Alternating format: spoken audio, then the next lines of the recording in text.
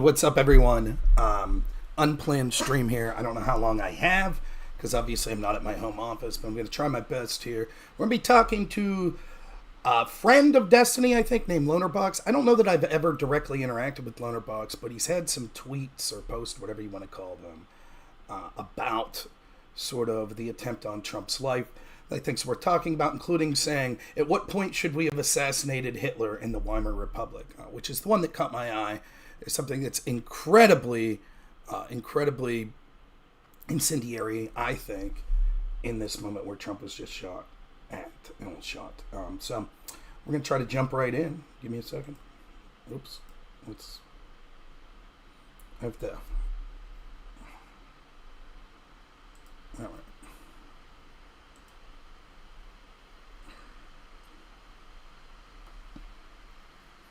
Oh. Hello, sir. How's it going? I'm doing all right. Thank you for having me on. I appreciate that. Oh, it's okay. I've long since you decided that you're a very high information voter, and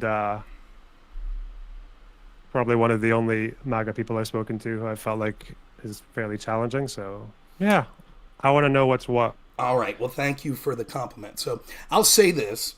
In the interest of emotions running high the whole way through this, I think it's fair to give you a chance to explain what I saw as a poor idea in choice of posts that you were making on X, particularly the one that said something to the effect of, at what point in the Weimar Republic should we have assassinated Hitler?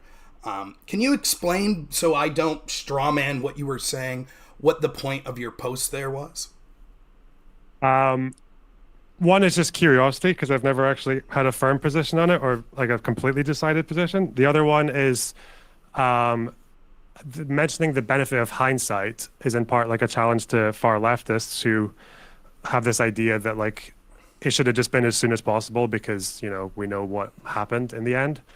And yeah, I guess another one is just because it came into my head because people have just been talking about fucking Hitler through the entire thing with Trump, and like, yeah, that's probably the main reason. You could see how that seems very incendiary in a time where Trump, who basically the entire Democratic Party has linked to being like Hitler for years now, was just shot yesterday, leading to him being shot, an innocent person dying, and two others critically injured.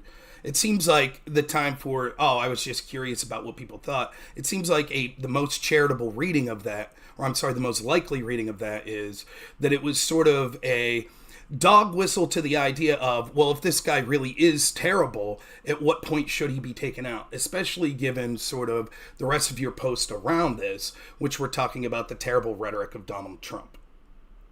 Yeah, my posts around this I think it's very understandable that people are going to compare some things that Trump says to Hitler every now and then. I don't know how often I've seen it from like people like Biden himself. I've seen a couple of examples, but I'll keep digging.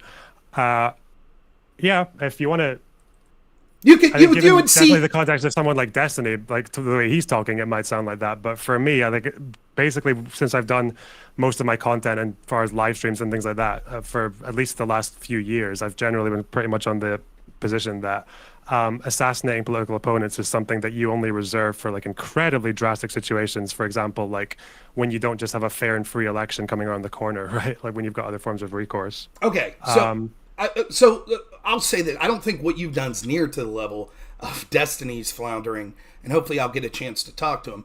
But I still think that it's a really bad idea. Now, we could talk about what my feelings are on this. I think that all of us talk about things that are audiences, no matter what size they are. If it just be one person watching you post on X, or it's someone like me that has 40, 50 people watching, or someone like you that has thousands watching, I think we all have some sort of duty to understand, if we're being sincere in talking about the issues we are, they're very important issues, and it can lead to negative outcomes in people's lives. And so even though I don't put culpability on someone for saying something, if they are sincerely feeling it, like Trump is Hitler-like or Trump is a threat to democracy, probably best practice to sort of do our best as streamers or as commentators to say, look, this political violence isn't justified just because we're talking about serious things, both morally and strategically. There are better ways to go about it than unhinged things. So I don't blame you or anyone else who I think erroneously talk about Trump in that way. I think that it can lead to some people, doing something unhinged, but I don't think that you should be blamed if some lunatic listens to you and agrees with some of what you're saying and then takes an action that you never called for. Would you agree that the same should be said of people on the right? If I would say Biden and the deep state's a threat to the country, that I shouldn't be blamed if some lunatic goes out and does something. To me, I think it's difficult because the way I see it is that sometimes whatever people are saying about the other person is true. So people saying that there's like a threat to democracy, for example, with before January 6th, they're saying that like the election is rigged and that no one's going to help and none of the institutions are going to help, et cetera, then it sounds like you're maybe setting people up for actions that are outside of the system that are not well-founded. Whereas if someone goes to Trump and maybe says like, I think it's kind of weird that Trump like shared a video on Truth Social that referred to his future presidency in that little newspaper article as a unified Reich, it's probably okay for Biden to be like, that's not really American language, that's Hitler language, even if like it's true, but you still accept that even if you're saying that, it might lead to, like, it might be a straw on the camel's back of a million other things, because at the end of the day, I don't think you should be hiding from what's true to make that, like... Well, I don't disagree with that, but that's why I disagree with sort of your framing of this, is that the problem is we're going to have disagreements on what is true. And so we need a framework for how we have political discourse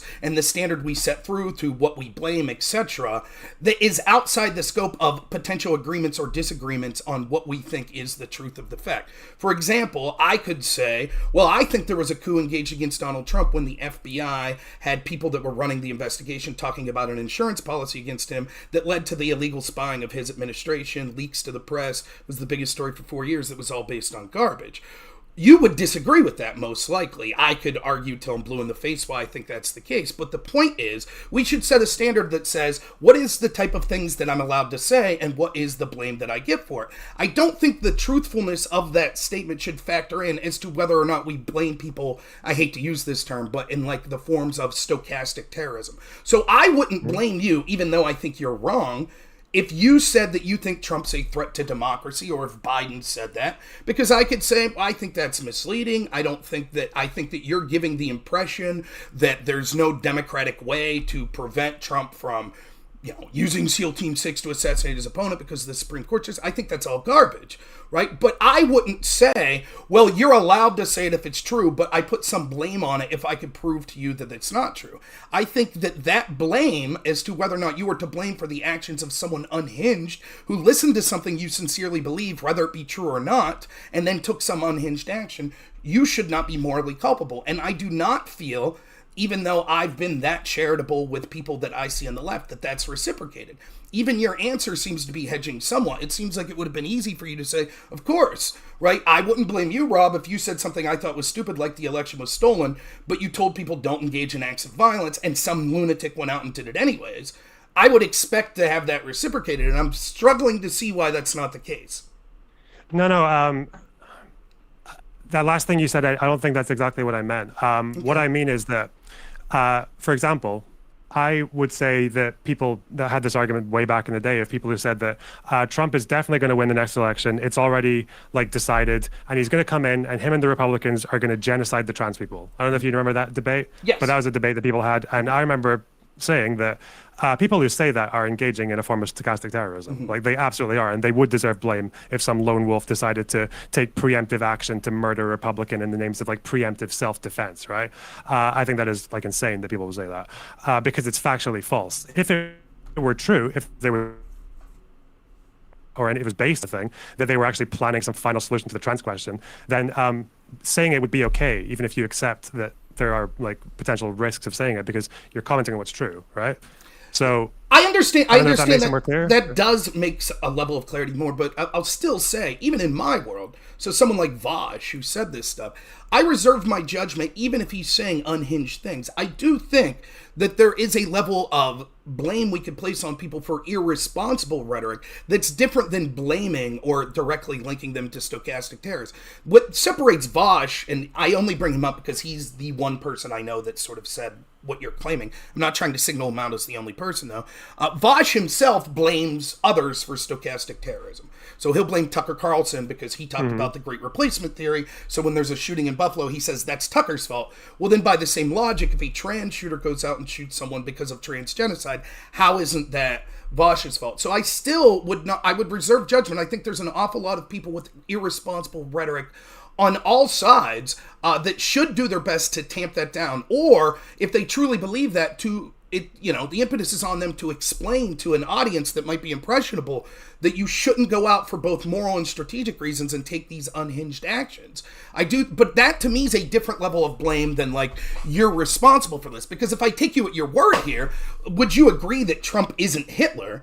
And yet when we could see, what was it, ProPublica or whatever the other day, I forget what article it was, a magazine that just put Trump's face with the Hitler stash and said that he was like Hitler. Like, you agree he's not Hitler. And so would you then say that this attempt on his life, that they're responsible for stochastic terrorism? I don't like the term stochastic terrorism because I think you need more than that. But as far as like being part of, the way I see it is that people are part of an ecosystem, right? So people who put out rhetoric that's definitely not legally questionable in any way, especially in America, but it is contributing to that environment. That's what I'd say that is. As for saying, like, I'd have to see which article you're talking about, because I think there are times when it's okay to invoke some kind of like similarity or a comparison, not one-to-one with Nazism or fascism when it comes to Trump, but that's again something you have to do carefully, which is why I was with the Weimar tweet that I did. Thankfully, I've been responsible enough in the way I talk about that stuff for quite a while, and that the responses to that are mostly people saying things like either the Reichstag fired decree or the Enabling Act. These are two things that happened long after democracy was no longer an option, right? Which is not the situation America's in right now. So I'll admit to not, just like you probably don't watch me a lot, I haven't watched you a lot. I'll take your word for it, and I'll try to be as charitable as possible. I will say that I think the obvious impression that someone from the outside, given the context of your tweets, would see, and the timing of that, it definitely seemed like in this incendiary environment, that was a tweet that was suggesting like, well, Trump really is like Hitler. At what point should have we taken out Hitler? And this echoes rhetoric that you heard people like Vosh saying with the trans genocide movement, and things that you hear people like Hassan say. So, to me, it was irresponsible for you to tweet that way, in my opinion, I would reserve judgment if some lunatic saw that tweet and then went out and did something. I wouldn't say that's your fault or anything like that. I think the problem becomes, like, even in sort of the way you're talking about, although there is truth to the fact that we do need to be able to call out what we see as terrible abuses by government officials, and sometimes that might be strong language, saying for example, I think a lot of sort of decisions that we had during the lockdowns and stuff, I thought they were very authoritarian and grotesquely resembling sort of Stalinistic regimes. Should I be blamed if I say, this is very Stalin-esque, this is communist-esque, the way these lockdowns are occurring? No, if someone takes a heinous action, and part of my argument would be, why should I be censored, or why should I self-censor to not say that? So I agree that that's the case, that sometimes the truth does mean that we have to be able to say these things. The problem is when we rely on that, I think, as sort of the sole or the major reason that one form of rhetoric's okay and not the other, is we get back to this problem. Me and you could probably have a lengthy 3-hour debate about whether or not Trump tried to overthrow the country, or whether or not the FBI tried to overthrow the country in the Russiagate investigation, and we're probably not going to come to an agreement. So isn't it true that we have to set forth some framework that says, look, even in a world where we can't agree, I think we could both agree, we could start with this: a blatant wholesale lie that's designed to paint someone as, Hitler or something like that. That we would say is something that you could be blamed for. But disagreements seems to be more of a gray area. And how will we settle those sort of disputes to know what our framework should be for what sort of blame we place on people for their rhetoric? Okay. I feel like I know it's a lot, but it's a question. There's going to be a lot of branches that I want to talk on. That's why I'm just trying to pick one. Yeah. So first of all, mainly, if you look through my tweets of most of today and I guess, most of today, is I'm mostly just very particularly got this fucking pet peeve of saying like you did this to Democrats by calling Trump Hitler for so long, even though it's not difficult at all to look through people like fucking MTG like sharing pictures with fucking Hitler mustaches on Trump, or people, how many people lost their shit over that one Biden thing with the red lights in the background where he called Republican or MAGA Republicans a threat to democracy. I don't know. I feel like that's like that kind of double standard just makes me fucking fuming. Like it's just ridiculous. Well, I agree, but I could say the double standard would be on the other side as well. And in fact, I think the double standard's worse from the other perspective because the other side sort of has institutional power. So the most grotesque abuse of this that I've seen is, at least in one court hearing and possibly in the Jack Smith filings as well, I'm not certain, they've used tweets that Trump sent out as literal evidence to say that he engaged in an insurrection. So in the Colorado trial that kept Trump off the ballot, Trump tweeting "fight like hell" and retweeting someone saying the cavalry is coming was used by that court to say that it was evidence that Trump engaged in an insurrection.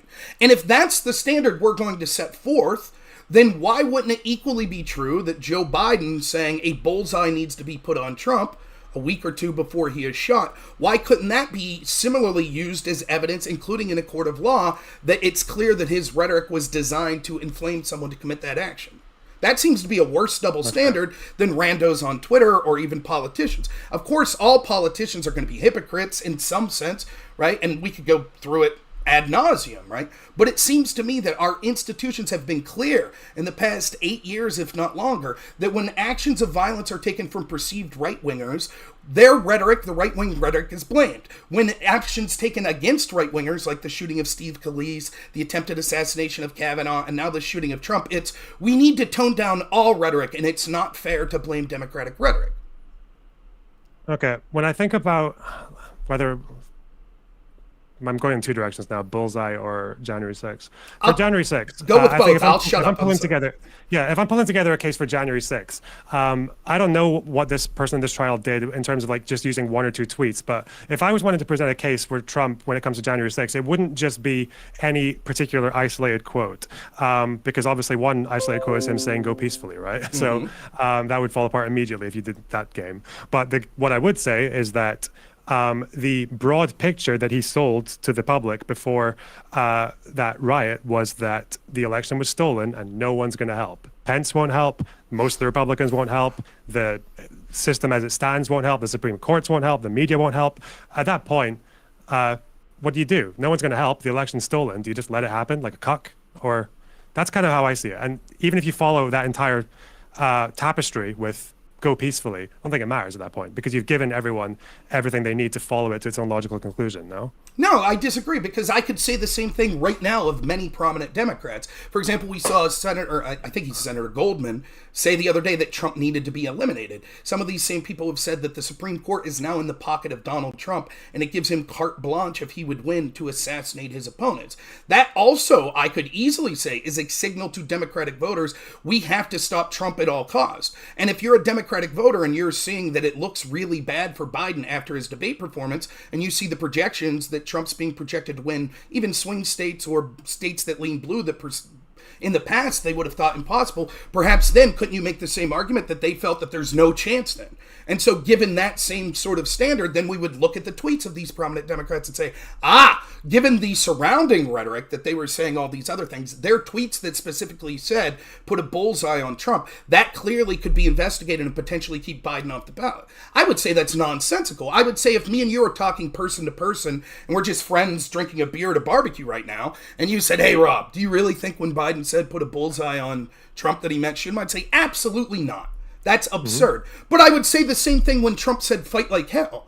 These are the types of things that are said by politicians over and over and over. I could pull up a dozen Democratic politicians tweeting or saying fight like hell. Never once, even when violent action was taken by their supporters afterwards, was it ever used as evidence in trial that they were encouraging violent actions. And it's ironic you bring up Trump's claim to be peaceful, one of his tweets, because the Colorado court decision actually brought in an expert to say Trump saying be peaceful was actually a dog whistle to tell his people to go be violent. And so there's a clear double standard, I agree with you, that double standard exists with all of us, but in the institutions that matter. and how Republicans, and particularly Trump and people connected to Trump, are treated with one standard when they make rhetoric, and almost the entirety of our media says their rhetoric's violence. It's causing Trump supporters to be violent.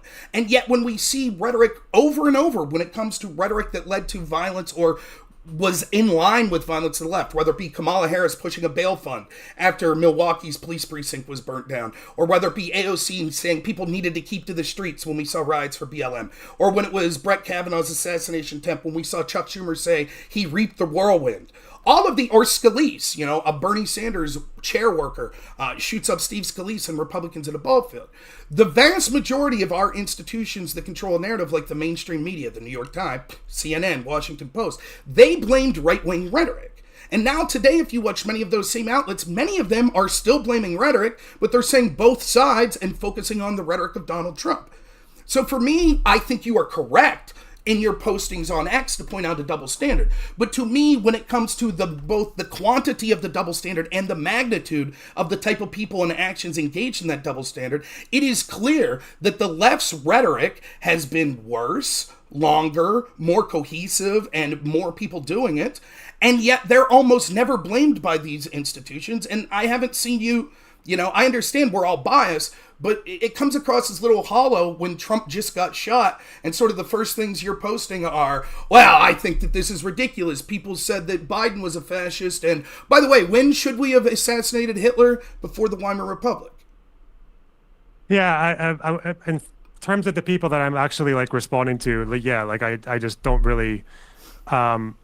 Again, I said it on this stream just for my viewers that you should be unequivocally condemned for trying to assassinate Trump and whatever. And it's obviously a massive shame that a fucking father died in the process and everything. But yeah, when it comes to the people that I'm responding to on Twitter, then I've completely lost faith with them. When I'm asking the question about the Weimar, then if you're from the outside, if you're one of these Republicans or whatever, you might think I'm sneakily saying that now might be the best time to actually take out Trump. But again, I feel like the people I'm engaging with right now on Twitter, just today, the people I've quote tweeted, I don't really good. I feel like they would just see it anyway, so I don't give a fuck about that's them. Okay. So that's fair. And I am saying I have no interactions with you in the past that would lead me to believe that you're being disingenuous with me now. So I'm taking you at your word. But just one more question on this, and then I have a question about Destiny. Can you see how it wouldn't just be right-wingers that maybe you're fighting with, and they're always going to be uncharitable to you, but it could also be left-wingers, many of which you could see, particularly in the tweets I'm seeing from people like Destiny, are basically saying, yeah, Trump deserved it. Can you see how those people could read what you wrote and think? I think my impression of you has always been, even if we would disagree, you're sort of like a more sober-minded, analytic leftist that's kind of doing research and things like that. If they interpret even you as someone is saying oh boy, maybe it's time, can you see how that might be a problem? And maybe you should clarify, not just on your channel, but also under that tweet, just to let people know, screw the right-wingers that you think are going to treat you with bad faith anyways. But those people, don't you think that you have an obligation just to be safe the day after Trump got shot to be look, clearly I'm not saying this was justified. I condemn all of this. I'm not saying now's the time to take that sort of radical action? I think personally, you might have had a case if I didn't say without the benefit of hindsight. I feel like it's quite clear that I'm trying to push a more nuanced question there, because when you add hindsight in it, it obviously makes it much more clear to people. Would it benefit from a reply saying? Would it benefit from a reply just saying oh yeah, by the way, I don't think this means people should assassinate Trump, especially because America's still a democracy? Yeah, sure. Why not? Okay. And I'm not saying you have to do it. I'm just saying. And again, if something terrible happens and it turns out this person was a Lonerbox fan, I would defend you.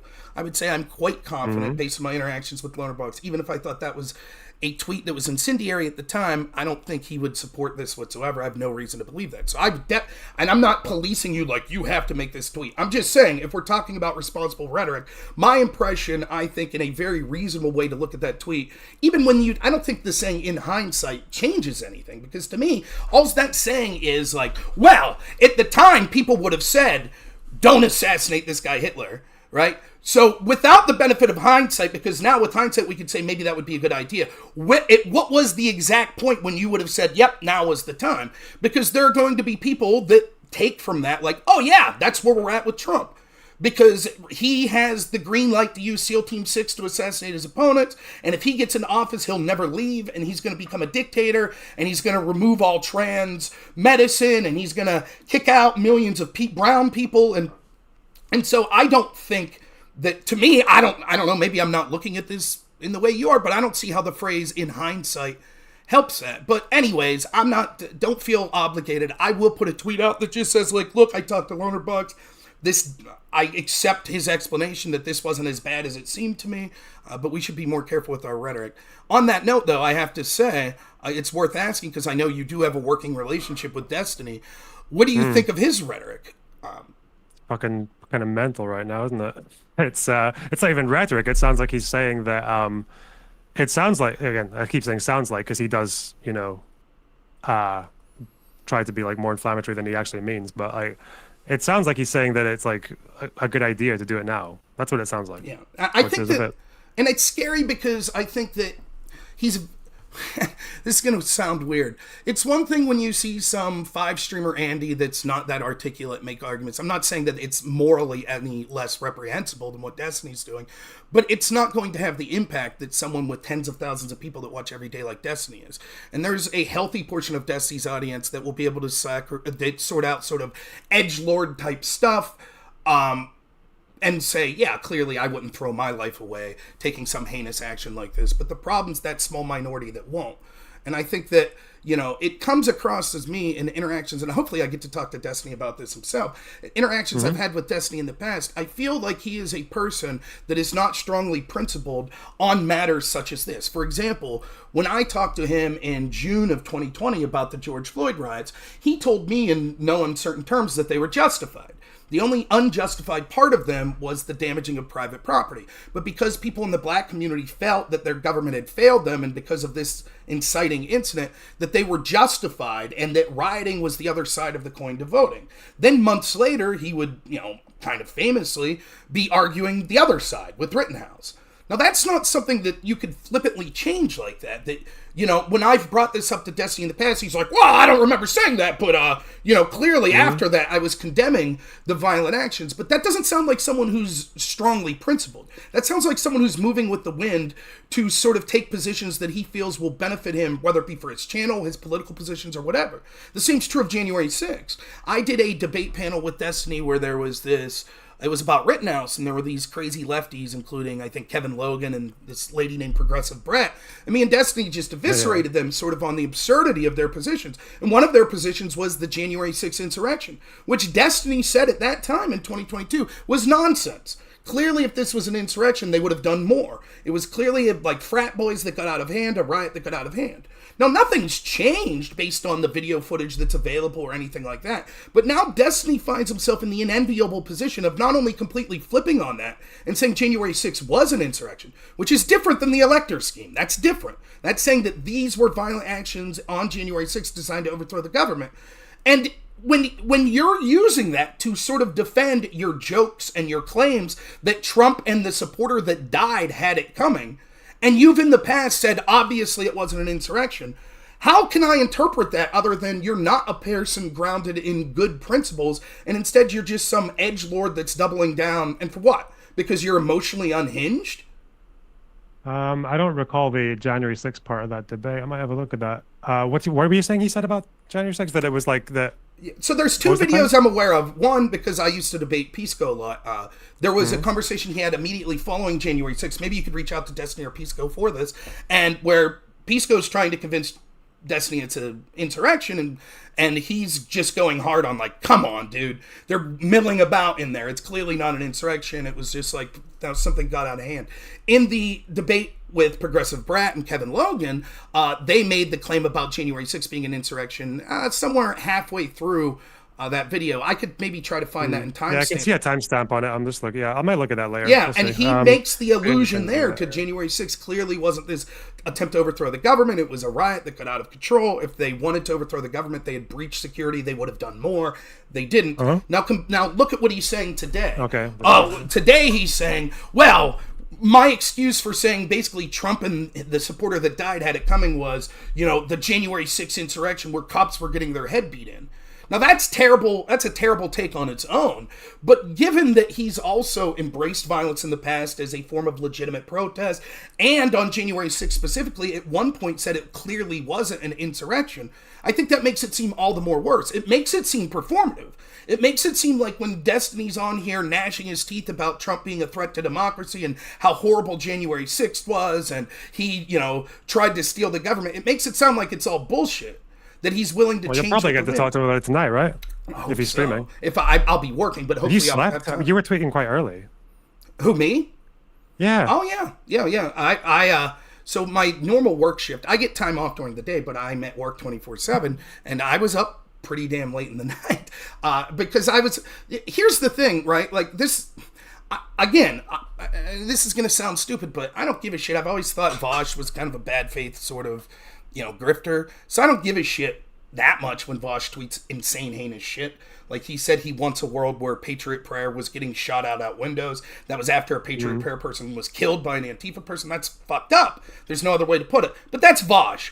But Destiny I put on a step higher than that. To the point where I get shit from right-wingers because they tell me, you should hate Destiny. He's been nothing but nice to me behind the scenes. He's been a combatant who I think tests my intelligence. I think he's a good debater, and I love participating with him. And because of him, basically directly because of him, I got to do Tim Pool's show. So I have nothing but kind words to say on that. That's what makes his tweeting so disappointing. Because it seems like someone who's pissed off. If I had to guess, this is what it would be.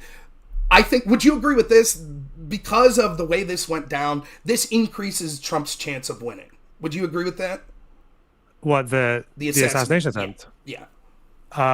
Probably. Yeah. Especially for Americans, because they love those pictures of Correct. him looking all hard as nails. And listen, I've been defending some left-wingers because there are right-wingers out there like, now you have to vote for Trump. That's an emotional argument.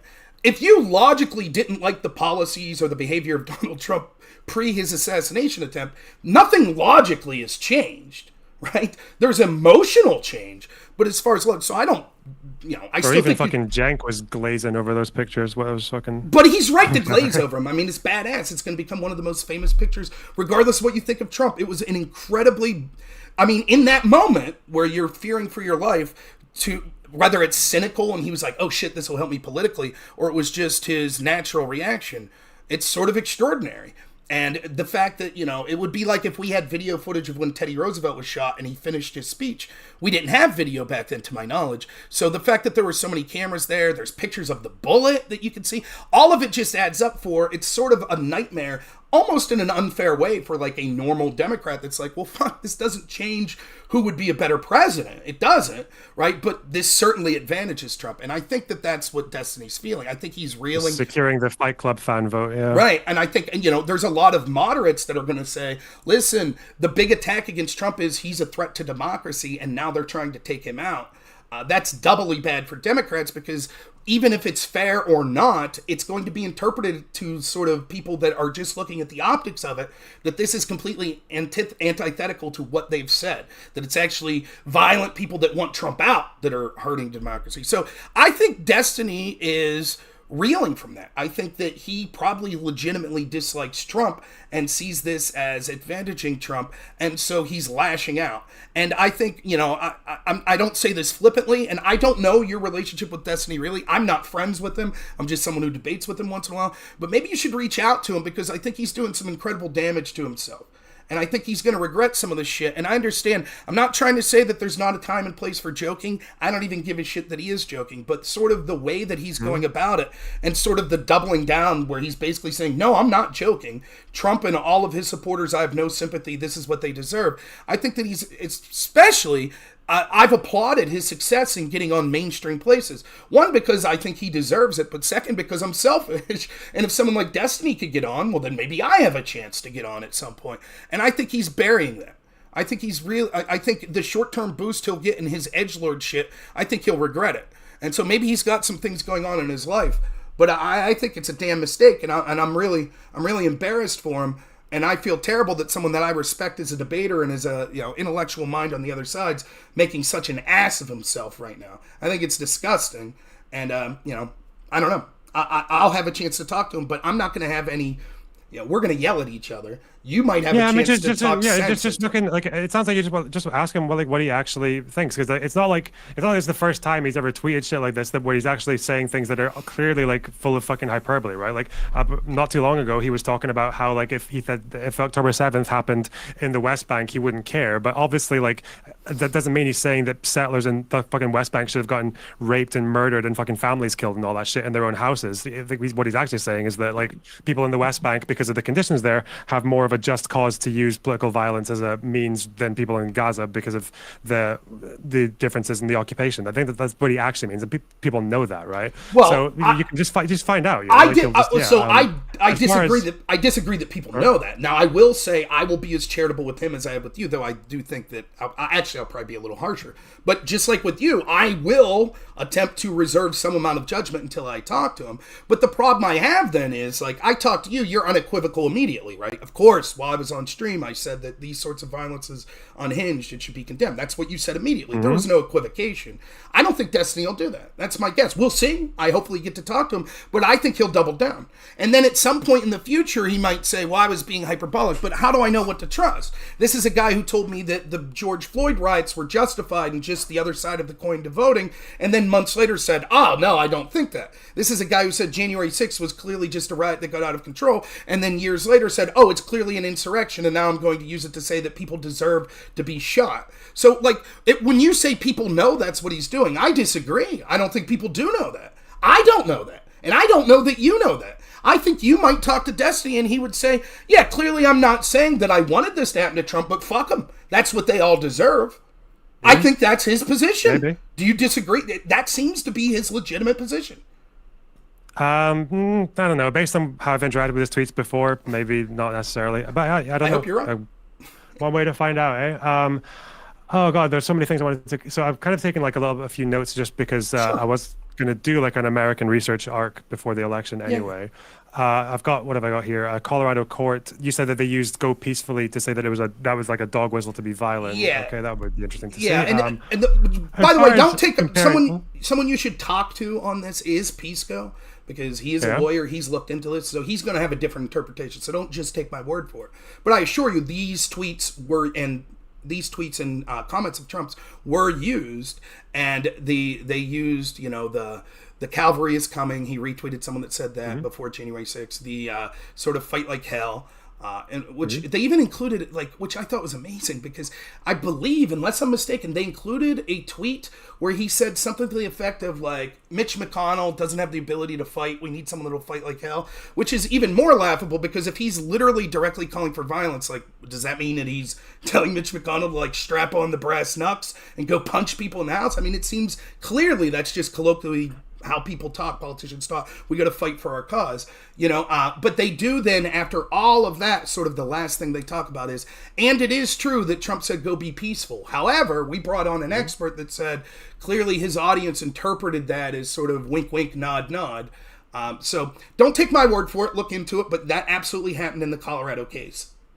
Yeah, so what I want to, that sounds like a more specific thing to talk about. Okay, so when it comes to, like I said, the quote "fight like hell" means nothing on its own. It means absolutely nothing, because fight like hell can mean vote. Yeah, right? Fight like hell can mean protest. Fight like hell can mean lobbying.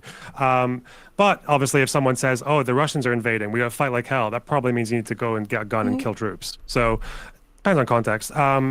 But do you think that context is fair? That's the issue, right? When he said fight like hell, because the problem is, I think people are working backwards from an assumption. Their assumption is Trump wanted his supporters to go engage in acts of violence. So then they look at a tweet that says fight like hell, just like you did, and be like, well, that would be like saying if the Russians invaded, fight like hell.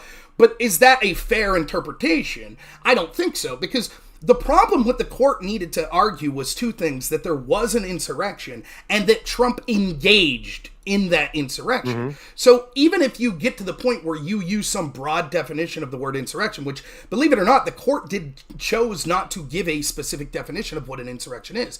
They just said, here's some possible definitions that are very broad, and clearly in any of these definitions, January 6th would have met it. That still wouldn't be enough. You still then, to take someone off the ballot, have to prove that they engaged in the insurrection. And the ways that they tried to do that was to talk about Trump's behavior, sort of not calling in then the National Guard that day, and then the rhetoric that he had leading up to it. And that rhetoric, which is necessary to prove that he engaged in an insurrection, because you could say he was negligent in preventing it once it started, but what did he do that led to it? And I'm sorry, I find that wanting to say he said fight like hell. I agree with you if you look at that in a vacuum, that's clearly nonsensical. But even in the greater context of saying, oh, and he also said the cavalry's coming. And he also said be peaceful, but we know he meant not be peaceful. And I think that this... Go ahead, I'm sorry. Let's go to a couple of things. So I think, first of all, you compared it quite to Democrats saying things like whatever, bullseye or fucking take to the streets and all that stuff. And again, I'm sure you'd understand that a lot of these quotes, again, they can mean different things in different context. But I would wonder, have any of the Dems who have called Trump a threat to democracy, etc., have any mainstream Democrats said that this current election is a foregone conclusion? No, I don't think so. Okay. So this is my...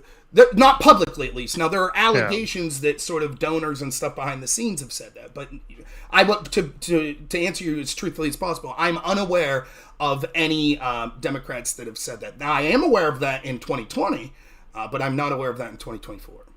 Yeah, so that's where the big issue for me is when it comes to Trump and January 6th, is that it's not any particular line that he threw out.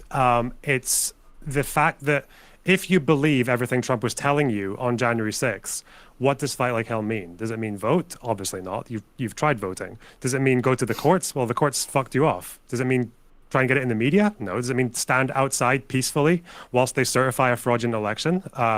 That's what the question I want to know is, if he doesn't mean, go off script legally or whatever, what's he actually saying when he says fight like hell? He wanted people to contact people, to research, to show up to rallies, to put pressure on their politicians to investigate what he thought, and many people still do think, were illegitimacies in the 2020 election. And I think that that's perfectly reasonable. I think particularly the day of January 6th, just like I said, there are people with irresponsible rhetoric that I don't put criminal liability on that might say there's a transgenocide, but if some unhinged lunatic does something, I don't say you're responsible for that unhinged lunatic. Still, though, you should be better with your rhetoric. I put that blame on Trump. I do think he should have been better. And I had said even before first off, I condemned January 6th, 2020, believe it or not, was the due date of my first son, or my only son. And so I remember that day quite vividly, and I had to go... it's one of those, I don't know if you've ever had a wife or a girlfriend that's pregnant. It's the due date, and I'm scared shitless. I don't know what to expect. And so she sends me to the store to pick up groceries. And on my way out, that's when I see the first images of their going up the Capitol steps. I unequivocally denounced any sorts of violence that day, right there, January 6th. And I was like, listen, I have to be fair. I know there are right-wingers saying, trust us, these are left-wingers infiltrating. That could be true. Maybe we'll find out later. But are we that charitable when it comes to Black Lives Matter? Of course not. Of course, when I see Black Lives Matter doing George Floyd riots, I say that's Black Lives Matter. It could be that I'll later find out, oh, actually it wasn't. It was MAGA people. But that's my initial reaction, and so I'm just being fair. And I said then, I did spend a lot of time saying, screw the left that condoned or ignored violence leading up to that. And I didn't want to hear from them. But I did mention that I thought that Trump should have been better and more forceful in calling out any acts of violence, even leading up to January 6th. I still believe that.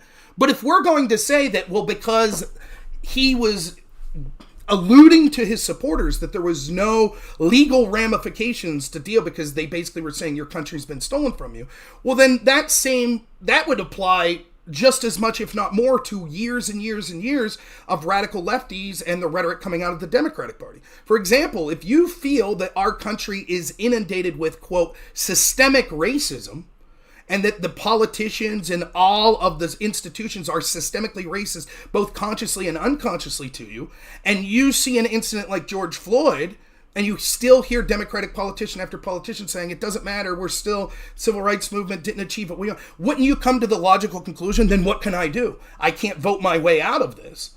But I would never say, well then, all of the Democrats that talked about systemic racism, it's clear that when they say fight like hell and take it to the streets, that they were calling for acts of violence. I wouldn't say that. No one did. No one tried. Well, I'm sure some people did, but no one tried to take them to court for it. No one said that they needed to be kicked off ballots. For God's sakes, Kamala Harris promoted a bail fund. If Trump would have promoted a bail fund after January 6th, you and Democrats would have went insane. You'd have said this is the clearest example possible that he supported the violent insurrectionists. And yet, when it's violent left-wingers, it's, well, she wasn't quite sure if the money would go to them, or if Trump would have said, oh, no, this bail fund wasn't for the violent people on January 6th, it was for the non-violent people. The Democrats wouldn't have been so charitable. So I sort of reject the framing that, like, well, unless you can come up with a way to think that the democratic system could solve what Trump is complaining about, then it's clear when he says fight like hell, he means in an illegal manner. I don't agree with that. Okay. I think if it were anything else to do with, like, the things that you were mentioning, I feel like there should have been, yeah, like you said, more effort to make that a bit clearer. When it comes to Democrats and those politicians, I think I'll look into the example of the bail fund. I can do that for another time. When it comes to the Democrats and systemic racism, there's maybe a bit of mixing up there, because I think there are elements of the left that do think America is, like, so racist and, like, incorrigible to the core that democracy doesn't matter. And those are people who advocate for violence. They want to assassinate fucking Biden for, like, Gaza and shit like that. But then as far as other Democratic politicians who are talking about take to the streets, it's probably because, again, like, take to the streets in America during George Floyd, like 90+% of the time that meant just doing a peaceful protest and going home. I agree, but I could say the same about Trump, right? Like, name me the violent right-wing riots, political riots during the Trump administration. Can you name them? As far as riots, not really, but I'm talking about, like, in particular January 6th. Like, that was one protest. That's one, violent, right? And what was the other one? There was only one other that people know. Charlottesville, right? That's it. Mm-hmm. Yeah, I could name, like, I could take one city and give you hundreds. Seattle, Portland, left-wing riot after left-wing riot after left-wing riot. When Trump was inaugurated in 2016, we had cities all across this country engaged in left-wing riot. In 2020, on election night, there were businesses boarding up their businesses all over the country. Not because they were worried Biden would win. They weren't worried that Trump supporters were going to break into their business and loot them and set them on fire, but because they had seen the left do it over and over. May 31st, 2020, violent left-wingers used lethal weapons, unlike January 6th, in the form of Molotov cocktails, injured 47 law enforcement officers, burnt down a guard station in an attempt to get into the White House.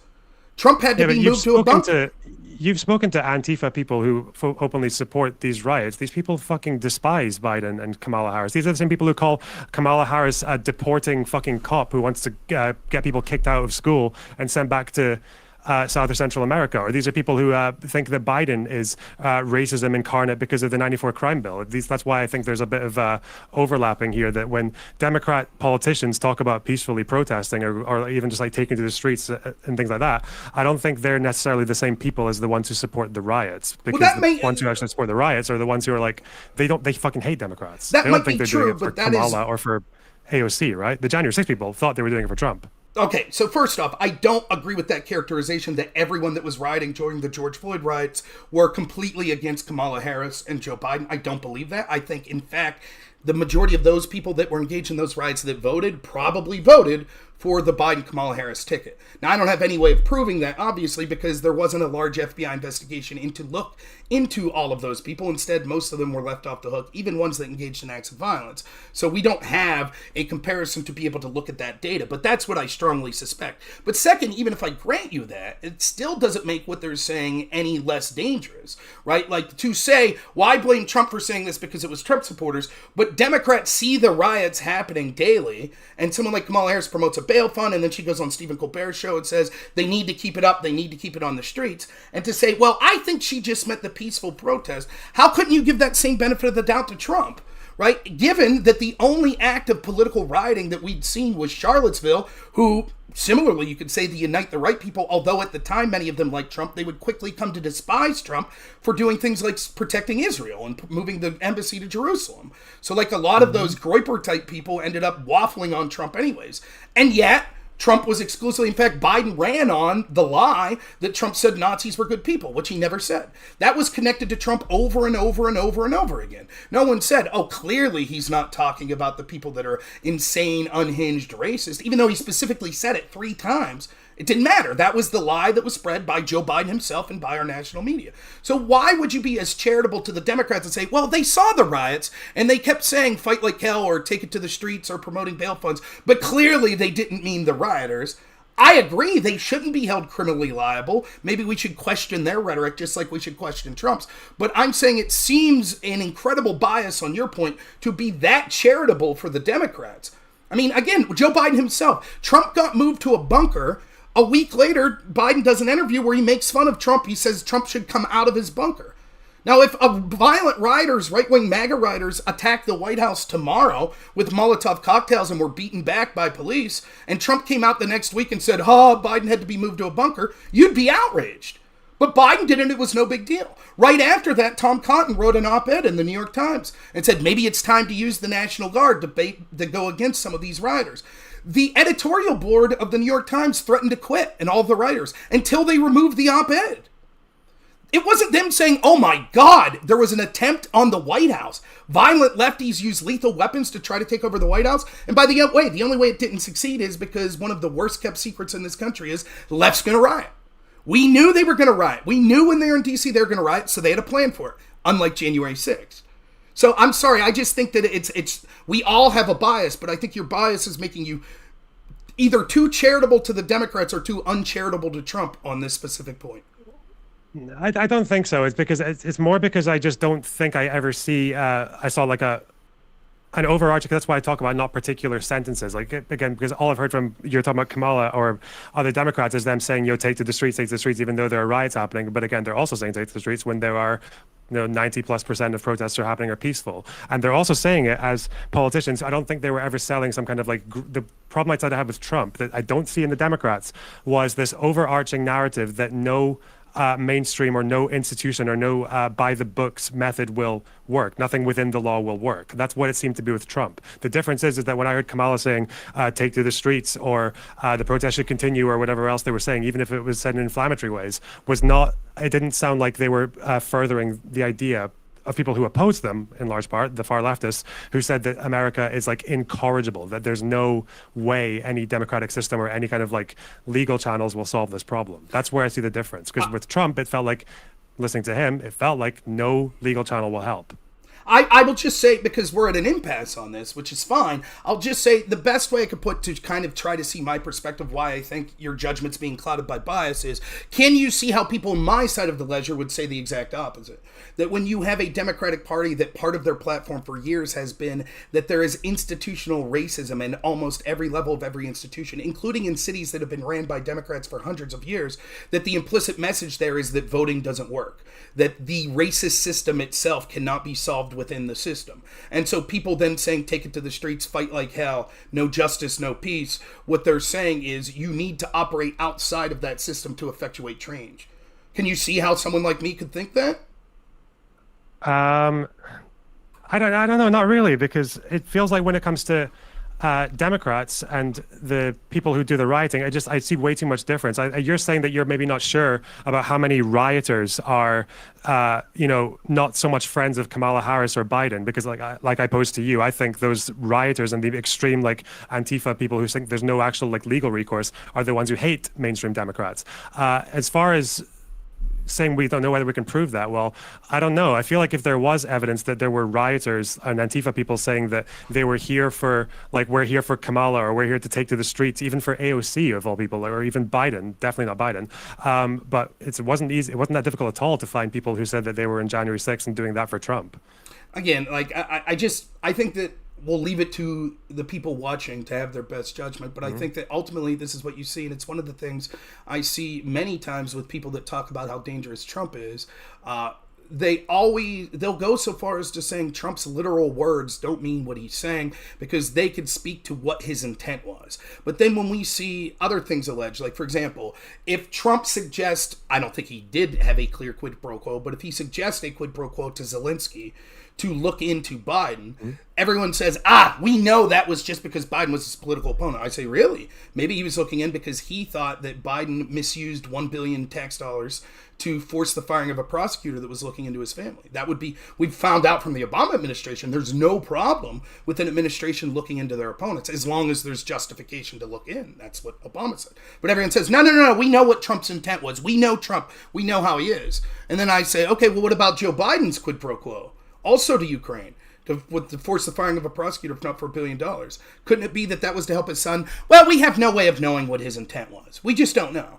We don't know what Hillary's intent was when she had a private server. So it's always people that are claiming, when it comes to Democrats that did things that are arguably illegal or immoral, we just can't know what they were thinking. We can't know what Jabal Bowman was thinking when he pulled the fire alarm. But with Trump, it's always, oh yeah, we know he was telling people, even though he said be peaceful, we know he was telling people to be violent because of XYZ. And I just don't buy it. I think that it's part of sort of the bias that you have, that you don't like Trump, and you probably have very good reasons to not like Trump. I won't disagree with that. But I think that I'm trying to handle it in an even-handed way. I've always tried to look at people and say, look, unless you could prove it, they shouldn't be criminally prosecuted. I'm not going to I might say I think this is what this person's intent is, but this is vastly different than what we see almost every institution and the Democratic Party itself doing, and yourself doing here, where it's, well, I just know when the Democrats were saying this that they weren't meaning go be violent, even though they could see the violence every day. I know that's not what they were talking about, and because most of it was peaceful. But the same's true of Republicans.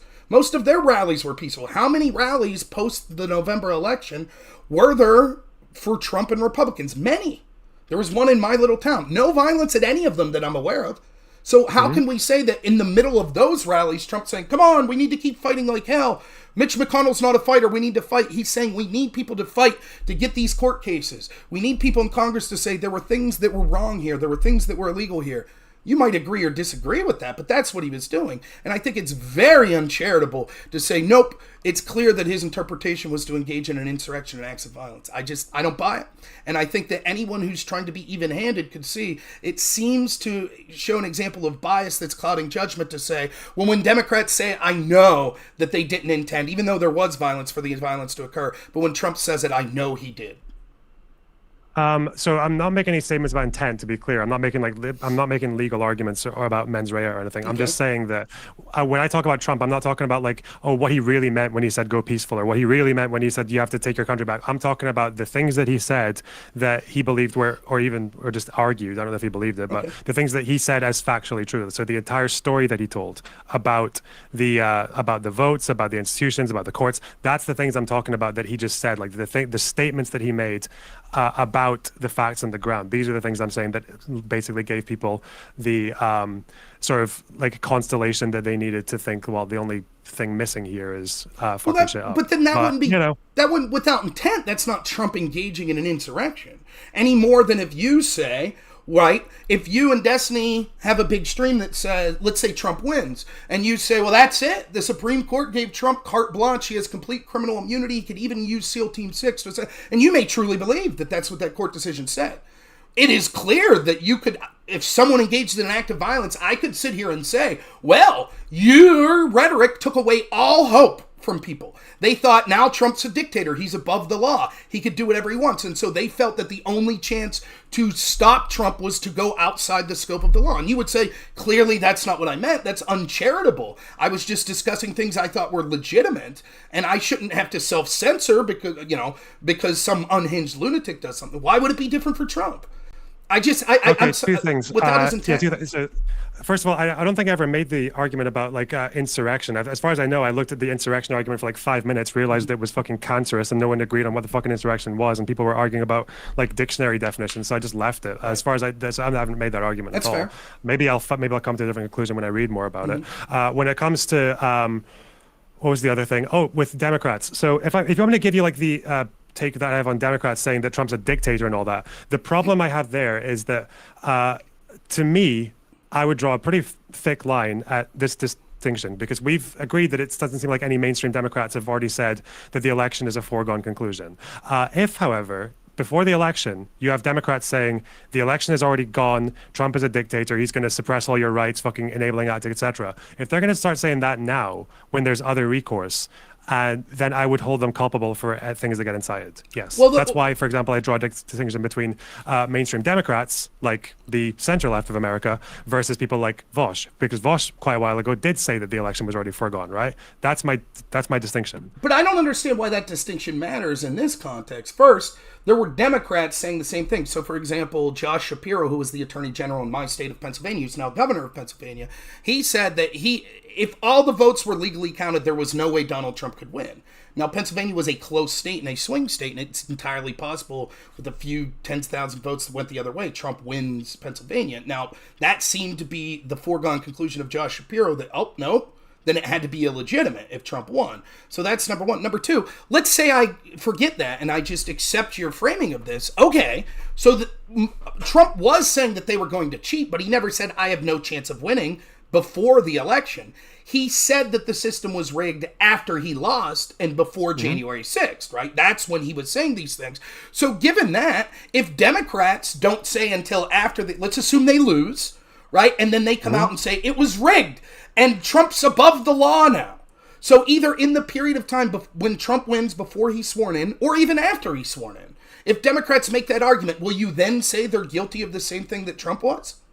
Because that's what given if they try to say the election was rigged when there's no evidence for it? Yeah, of course I would. Yeah, what the fuck? Yeah. Well, not even that, right? If they make the argument, because you're making an argument about the problem seems to be that people feel there's no legal mechanism to affect change. So when Trump was out there saying it's predetermined, you got screwed over, that was sort of the signal to people, oh, that means we have to go outside the system. Why wouldn't that be true, say, February 1st, 2025, Trump's now president, and there's Democrats like Eric Swalwell that are out there like, Trump's above the law now. He's out there doing all this criminal shit and we can't hold him accountable. Doesn't that effectuate the same thing that you're criticizing? That then reasonable Democrats would say, well, that's it. The law no longer applies. There is no legal recourse at this point. Trump can declare himself king forever. He could assassinate his opponents. So wouldn't you say that that's the same after sort the election? of danger? Because, well, no, right now it seems like the recourse is you vote against Trump, no? Well, right, but I'm saying after that. After that, once Trump wins. Because your point is when people... If politicians are making arguments that are basically telling people voting can't help now, there is no way to operate within the system, well, if Trump wins, that'll be the argument. That Trump now, and we see that argument being made now. So the argument being made now, just like it was with Trump in 2020 is, oh boy, if the other side gets in, they're going to do terrible shit that'll ruin this country forever. The argument Democrats are saying, but Trump was saying, but we're still going to win. Democrats are saying the same thing. We're still going to win. But if Trump would win, it's the end of democracy. He'll be a dictator. Okay. The Supreme Court's on his side. So I think that, so it sounds like the thing you're trying to ask me is to give you my opinion on what might hypothetically happen if Trump wins and how the Democrats will respond versus what Trump actually does. Correct. Right? So, okay, if Trump gets reelected, it would be reelected. If Trump gets elected and he doesn't, do a fucking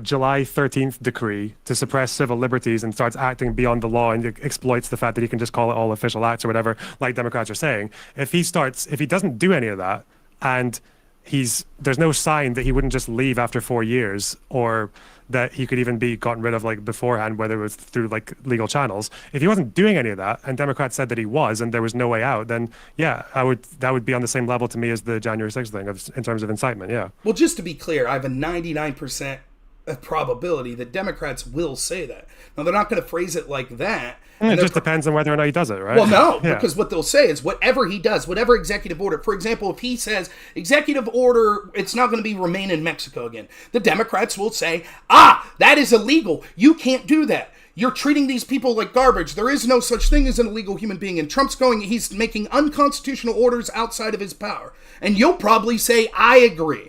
So they are going to make those arguments. It might not be, if Democrats don't say he's declared himself emperor for life, then you're going to be okay with it. Make no mistake, they're going to say that Trump operated outside of his bounds and that the Supreme Court's in his pocket and they won't rein him in. I guarantee, no matter how benign when he does, they'll say that. He could, for example, let's say it doesn't get to courts, but he rescinds Joe Biden's student loan forgiveness.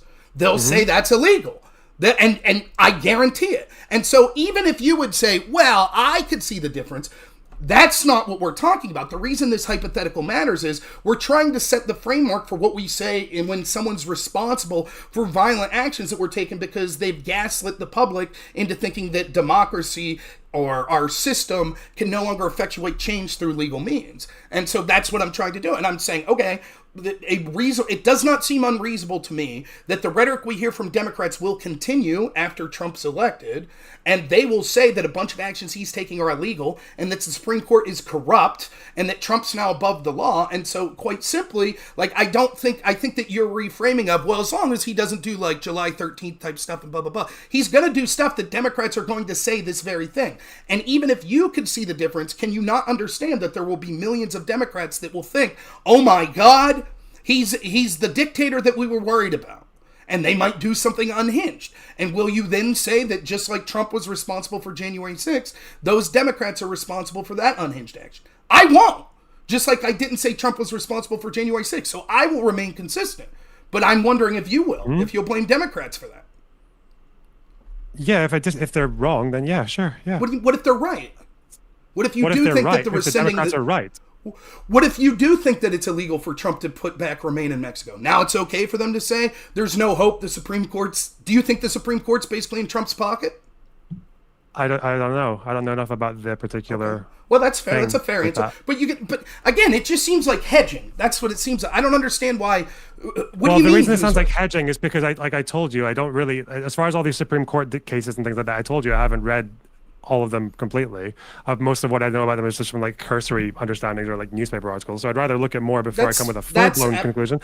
But when it comes to what would happen in the future, then yeah, obviously, if Democrats start saying that democracy is over and Trump is now a tyrant, and it's not true, I'll disagree with it. If it is actually that is actually the case, and I think there's a good case for it, then I'll argue it. Yeah. But disagreeing is one thing. Yeah. Blaming them for the violent actions that are taken is from unhinged lunatics seems to be a different thing. But that's my point. If you live in a dictatorship, then violent action as a means of recourse is a lot more understandable, no? There's the rub. So who defines that you live in a dictatorship? And this is the question I've had particularly with lefties for a long time. You hear this all the time. Destiny alluded to this today. What about 1776? What about the Boston Tea Party? Because I say at this point in time, political violence is not morally justified, nor is it strategically helpful. Because the problem is you can't convince everyone of morality. I do think it's immoral. But I then fall back also on strategicness, because if I can't convince some right-winger that engaging in an act of violence against a Biden administration is immoral, can I at least convince them not to do it because it's not strategic? I hope. But I truly, in the bottom of my heart, believe that it's immoral, and I'll fight against any political act of violence. Yes, it is true that there have been times in history when political acts of violence have been justified. For every one time that's been the case, there's been 10,000 where people have claimed that it was justified and it wasn't. I feel like there are no issues today, not what the Supreme Court decision was, not with the actions that Trump took January 6th, not with the actions on the open border that Republicans see, not with all sorts of actions that people have problems with Biden that are right-wingers. None of it remotely approaches the level that any sort of political violence is justified. And once you say, and you could do this to me, you could say, but Rob, let me show you this historical example where in this case historic political violence would be justified. And if I'm forced to say, okay, I guess in that example, you're right, in that one example it was, the problem is almost everyone's going to say, right, and my issue right now is one of those that's justified. Just like when we had the whole discourse with Richard Spencer of, is it okay to punch a Nazi? And it's like, no, it's not okay to punch a Nazi unless you're doing so in direct self-defense that they're punching you. One, because it's immoral, even if their language and their logic is abysmal, it's still immoral to use acts of violence like that. But second, because once you say, okay, I guess because they're evil enough it's okay, the very next argument is, okay, and you're a Nazi, so I get to punch you. And so the problem is, you've already, in my opinion, exhibited a bias when you spoke to sort of, well, the Democrats with the riots that occurred on Floyd, when they were saying fight like hell and take it to the streets, they meant something different than clearly what Trump did. I strongly suspect that your bias will allow you to come to the conclusion that acts that most objective people wouldn't say was Trump becoming a dictator or usurping democracy, you might have the proclivity to say, actually, I think they are. And now all of a sudden, otherwise reasonable people will say, well, this is it. There was an insurrection, there's a coup, this guy's becoming emperor, now violence is justified. So I reject that as strongly as possible because I don't think that we should have a framework set that people are able to argue, if I could just prove that this action is heinous enough, now all of a sudden I've justified violence for my side. That's how we get the situation that happened yesterday. Because there are people that truly believe that Trump engaged in an insurrection and he tried to overthrow the country and that he now has immunity, and so some lunatic went out and shot him. And there's a lot of people right now publicly and even more privately that are saying, shit, I wish he had better aim, that really wanted Trump to die. And there's even more that aren't saying it that believe it. And you know that as well as I do. That's crazy. We can't run a country, this country or any other country in the world like that. And so I completely reject this framework. Although technically you are right that there would be a time and a place where you would say enough is enough. And I've been consistent on this. Understand there were people that legitimately thought that the election was stolen. And after January 6th, I'm doing live streams and I have person after person on my chat, right-wingers, MAGA people. They're like, it's time to refresh the tree of liberty with the blood of tyrants. And I'm like, shut your fucking mouth. That rhetoric is reprehensible. Because you're going to ruin your own life. You're going to inspire people. You're LARPing right now. You're going to go to prison. Then your wife's going to be without a husband and your kid's without a father. Is that what you want? And none of it's justified at this point. Even if you think there were shenanigans, I'm sorry. This election's done. You could try to point it out. Fight with, sunlight's the ultimate disinfectant. But that sort of violence isn't justified. And I could have played the game that you suggested there and said, but isn't it true? If you legitimately thought the election was stolen and now there's no hope, isn't it true that then in that world it could be justified? Again, now we're talking about whether or not political violence against your opponents is justified based on if you could win a debate that you think what they're doing is tyrannical. I mean, my God, the ANCAPs, the libertarians and the communists, they think that 95% of the government's actions are tyrannical. Would we say, well, as long as you could prove it and you believe it, then it's justified to engage in violence? Of course not. At least I hope. Why would they'd only be able to? I'd imagine they'd be able to prove it to the majority of people. Usually, if it were true, I don't really like. I don't know why it's always this idea that in this hypothetical situation, if Trump becomes president and he doesn't do anything tyrannical, but everyone says he does and they can convince anyone, then apparently it would be justified. Well, no, it wouldn't. It would only be justified if actually the premises that made it justified were true. That's like in the fucking Arab Spring. It's not like the Arab Spring happened because enough people debated people into believing they lived under dictatorships. It's because they lived under dictatorships. When it comes to, as far as the distinction between Trump and the Democrats, I feel like my case stands up well enough in the idea that we had quite a lot of rioting that happened during BLM. I don't think I could be swayed on this, ever saw any evidence that any substantial portion of those rioters felt like they were acting on behalf of the rhetoric of Kamala or Biden. My understanding was that most of them fucking hated Kamala and Biden because they thought Biden was the 94 bill guy, a fucking segregationist, and Kamala was the one who was the cop who wanted to deport Mexicans. So that's what the impression I had of the rioters versus the people who actually supported the protest but didn't support the riots. When it comes to Trump, I know that quite a large number of people who were at the January 6th thought they were there for Trump. That's why when Trump finally put out the message to say, fuck off, go home, you're very special, they said, hey, Trump's telling us to go home, let's go home, and then they went home. So I feel like that difference is more or less well enough communicated. But yeah, at the end of the day, if we get to a situation in the future where Trump becomes president and he does do what some people are warning, and that he actually implements kind of a dictatorial rule that can't be overrun through legal channels, then I think there would be a good argument to use other means, like even potentially violent ones. If he doesn't do that and people are saying he is, then obviously that's a problem on the other end. Okay, so there's a truth at the bottom of all of this, right? I will say this just real quick because we keep going back to this point of the Democrats versus Trump and the rhetoric. I'll say this. I don't agree with your framing of it that they weren't Democratic voters or they didn't like Kamala or they didn't like Biden. I don't think you have proof of that. I think the majority of them that voted would have voted for them. But even if that is the case, it could be the case that they didn't like them as people, as politicians, but still the rhetoric that they were using was rhetoric that they agreed with. And they did agree with the rhetoric of systemic racism and the need to take it to the streets. And so I don't think it is a defense that you could be a politician and say, take it to the streets, this is all good, I like what I'm seeing, keep it going, right? And then say, oh, but the people that are doing that, although they agree with everything that person just said, they aren't going to vote for them. So it's okay. Did they agree with? Yeah. So whether or not they voted for them, I'm sure a lot of them did. Did they? But that's obviously different from whether you take like marching orders from them, or if you're inspired by them, in the way that people in January 6th were clearly inspired by Trump. Like they. But I don't see the. I don't actually. I don't see big the Trump supporters. I don't see the difference in why that matters materially. If we should judge people for inciting acts of violence, like let me give you an example. Right-wingers were very hesitant to take the vaccine, right? When it came to the pandemic, right? One of the things, I argued with Destiny about this, and he thought it was nonsensical. I said, when it comes to the vaccine, who's been more consistent, Trump or Biden? It's clearly Trump. Trump's almost never denigrated the vaccine. And yet, Biden and Kamala Harris both made comments that they would be distrusting because they thought Trump was putting his thumb on the scale and rushing the vaccine before the election. And that Biden even said at one point, would you want to be the first one to take it? And Destiny, and then of course they rapidly changed as soon as the election was over and said, never mind, it's good and you should be forced to take it. But when I bring this up to Destiny, he says, who gives a shit? It was Trump supporters that were the ones that were unwilling to take it, which isn't entirely true because black Americans who predominantly vote Democrat were the racial group that was least likely to take the vaccine. But nonetheless, he says Trump supporters wouldn't have been listening to Kamala Harris and Joe Biden. That couldn't be further from the truth. In fact, when you talk to most Trump supporters that talk about their distrust of the vaccine, one of the first things they'll tell you is even the Democrats didn't trust it until it was politically expedient. And so the idea that if Kamala Harris, who was a former prosecutor who locked black people up for truancy, is out there saying law enforcement's systemically racist, we need to take it to the street, here's a bail fund, you may hate her for what she did. You may never even want to vote for her. But you would say even she admits that the system has no hope. And I just don't see, I don't see, it seems like parsing out, if we're going to judge people for their rhetoric inciting violence, I don't see how you could say, well, unless the crowd specifically said, oh, I'm here because of Kamala, I'm here because of Joe Biden, then we don't, I just think it's nonsensical.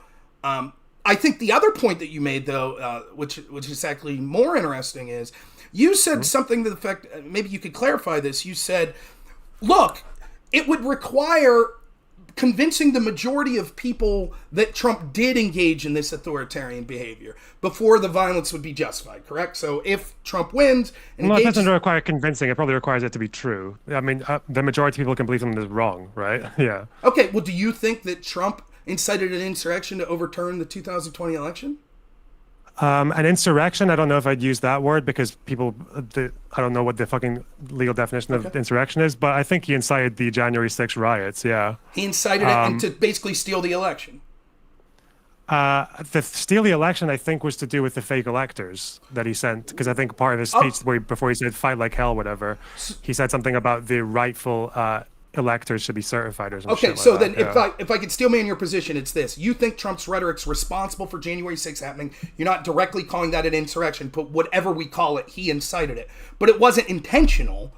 However, the alternate electors schemes is a separate thing that was his attempt to steal, and that certainly was intentional. That's your position? Seems that way based on what I know, yeah. Some people, most people, I don't know about most, many of the people I debate say that he intentionally incited January 6th as sort of part of his operation to steal the election with his alternate elector schemes. But fair enough. That's not what you're saying. Oh, I have no idea. Yeah, okay. Maybe not. Nonetheless, I would say this. Let's just take the alternate elector scheme, right? Like, there are people that could say, Trump tried to steal democracy, but the majority of people don't believe that. And I could prove it. At least the majority don't believe of people what the version that I said. Yeah, they don't. Right? Oh, do you think they do? Maybe, think... maybe they know something I don't. I don't know. Well, but I mean, surely he'd be getting crushed in the election if they believe that. Oh, the majority of Americans, you mean? Yeah. That's what I mean. I mean, that's what you were talking about. I mean, it wouldn't give a shit if everyone in Germany and the UK thinks that Trump took an action that was dictatorial. Like, it would only matter if Americans were convinced of that. Yeah. So the majority of Americans, it has to be true. It's not just the majority of people. Yeah, obviously. Like, you can convince 90% of the population that it's okay to fucking have slaves, but still. Oh yeah, that's a separate. Of course. But like, you would still say the action would be immoral. But the only way for the action of violence to be moral would have to be true, the underlying criticism, and the majority of people would have to believe it. Right? That's basically your claim.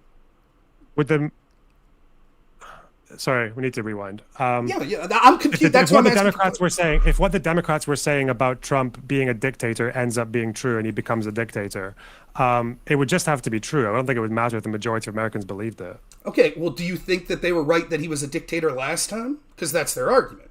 He's a dictator that refused to give up power. I think he was an attempted dictator. He failed. Okay. So then, no matter what Trump does in the next 4 years, as long as he gives up power after 4 years, then he wasn't a dictator? Well, if he does things that he tries to stay for more than 4 years, that would be a problem. Well, yeah, right. But if he doesn't, then no, he's not a dictator. Okay, yeah. But because I don't think he took that many actions before the election, apart from, I guess, he started sowing doubt upon mail-in ballots or some shit. I think he alluded to that a few times before the election. But I feel like the action that he did that was like the dictator-esque thing was, trying to stay in when he lost. Okay, but then in that period of time where he was trying to stay in, according to you, and January 6th, because I think we can all agree after January 6th, I think he was told in no uncertain terms by Mitch McConnell and others in the Republican Party, time to go.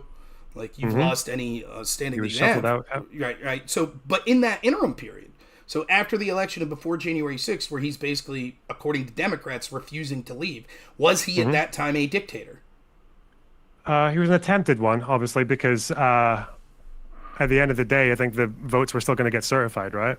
Well, right, but I mean, again, this is wishy-washy because you said, when I said, oh, so then if he gets elected again... I know. I can already tell you what you're going to say, right? Okay. So you're going to say that because I said, like, violence would be justified in the future if Trump becomes a dictator, then why wasn't violence justified in the past when he was being a dictator after the election, right? That's eventually where we're going, yes. But in the interim of that, like, when I ask you specifically, okay, so then if Trump wins and gives up power in 4 years, that would mean that he's not a dictator, right? And you're like, well, if he takes actions to try to remain in, even if they're unsuccessful, that would be him being a dictator. And okay, so then, it's not, the reason it's not wishy-washy is maybe I can qualify a little bit extra. Okay. So as far as being a dictator, usually the problem with dictators is that regardless of how many people want them gone and regardless of how many civil liberties they're crushing, there's no way of getting rid of them. Even though Trump might have been acting like an attempted failed dictator before January 6th, the difference is that all you had to do is certify the votes. There was recourse, and it worked. Okay. There was a way out without using any fucking violence. And that's fair. That's fair, but what I want to tell you is we'll maybe approach,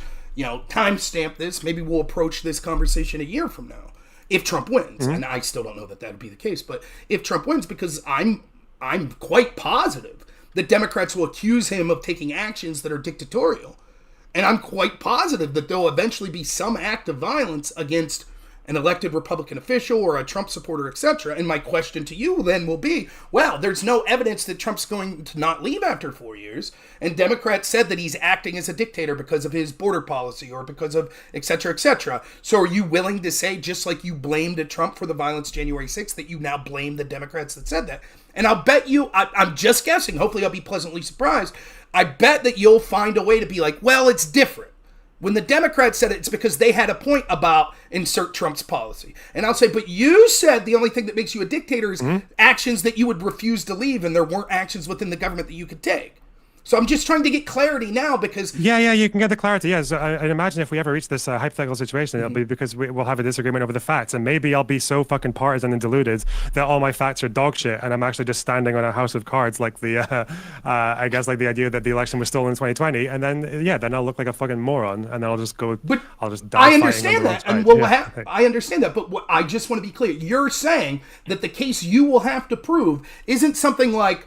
the border policy is unlawful. You will have to prove that Trump took actions in order to be a dictator to remain in power, and there weren't actions within the system that was recourse.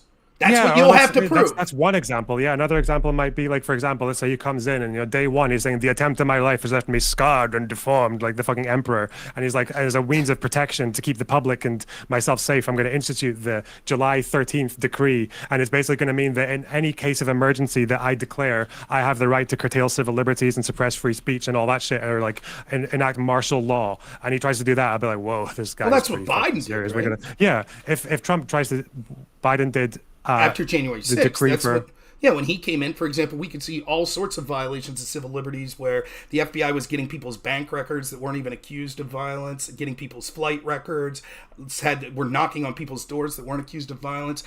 Do you need to be accused of violence to have the FBI looking into you? Yeah, my friend Aircraft Sparky is a streamer. He had the FBI talk to him twice. Anyone you that was need there, to be engaged in violence for the FBI to look into you. No, you don't. Legally. No, that's what I'm asking you. No. You don't have to engage in violence. But that's what I'm looking into you, right? But that's what I'm saying. I'm like, it's in the perspective of the bias of the person that's running the show and what you think of the person running the show. I consider those grave civil liberty abuses, as do several whistleblowers from the FBI and the IRS that talked about what they saw as abuses from the Biden DOJ and going after not just January 6 people, but parents at school board meetings, etc. But when I bring those up to people on the left, they guffaw. It's no big deal. But if Trump would do similar actions, I'm betting that you'll say, well, those are dictatorial. Which, again, it just seems that, it seemed that you were quite clear that your definition of dictatorial would be actions taken to not remove, so that he couldn't be removed through legal means from office. And now it's like, well, there's other potential actions as well. And I'm just saying, again, I think we'll inevitably run to the same problem where we both have a bias. I think everyone has a bias, and the key. Well, no, hang on. That's completely false. No, like I'm pissed off now. You just said that Biden has enacted something that's along the lines of like that would be similar to like a Reichstag fire decree, where they're using January 6th to suppress civil liberties and violate basic human rights in America. Correct. And violate the First Amendment, etc., based on under the premise of public safety. That's a problem. That's really fucking bad. What should I look? Is there like a legislation that was passed that I can look at to see that? Well, it wasn't Or really what? legislation, but here's some certain things Okay. that you could look at. One, you could see let's that from the Twitter files and other files that there was pressure put on from the Biden administration to censor Twitter files, certain okay. arguments on social media about Okay. questioning the results of the election. That's violating people's civil liberties.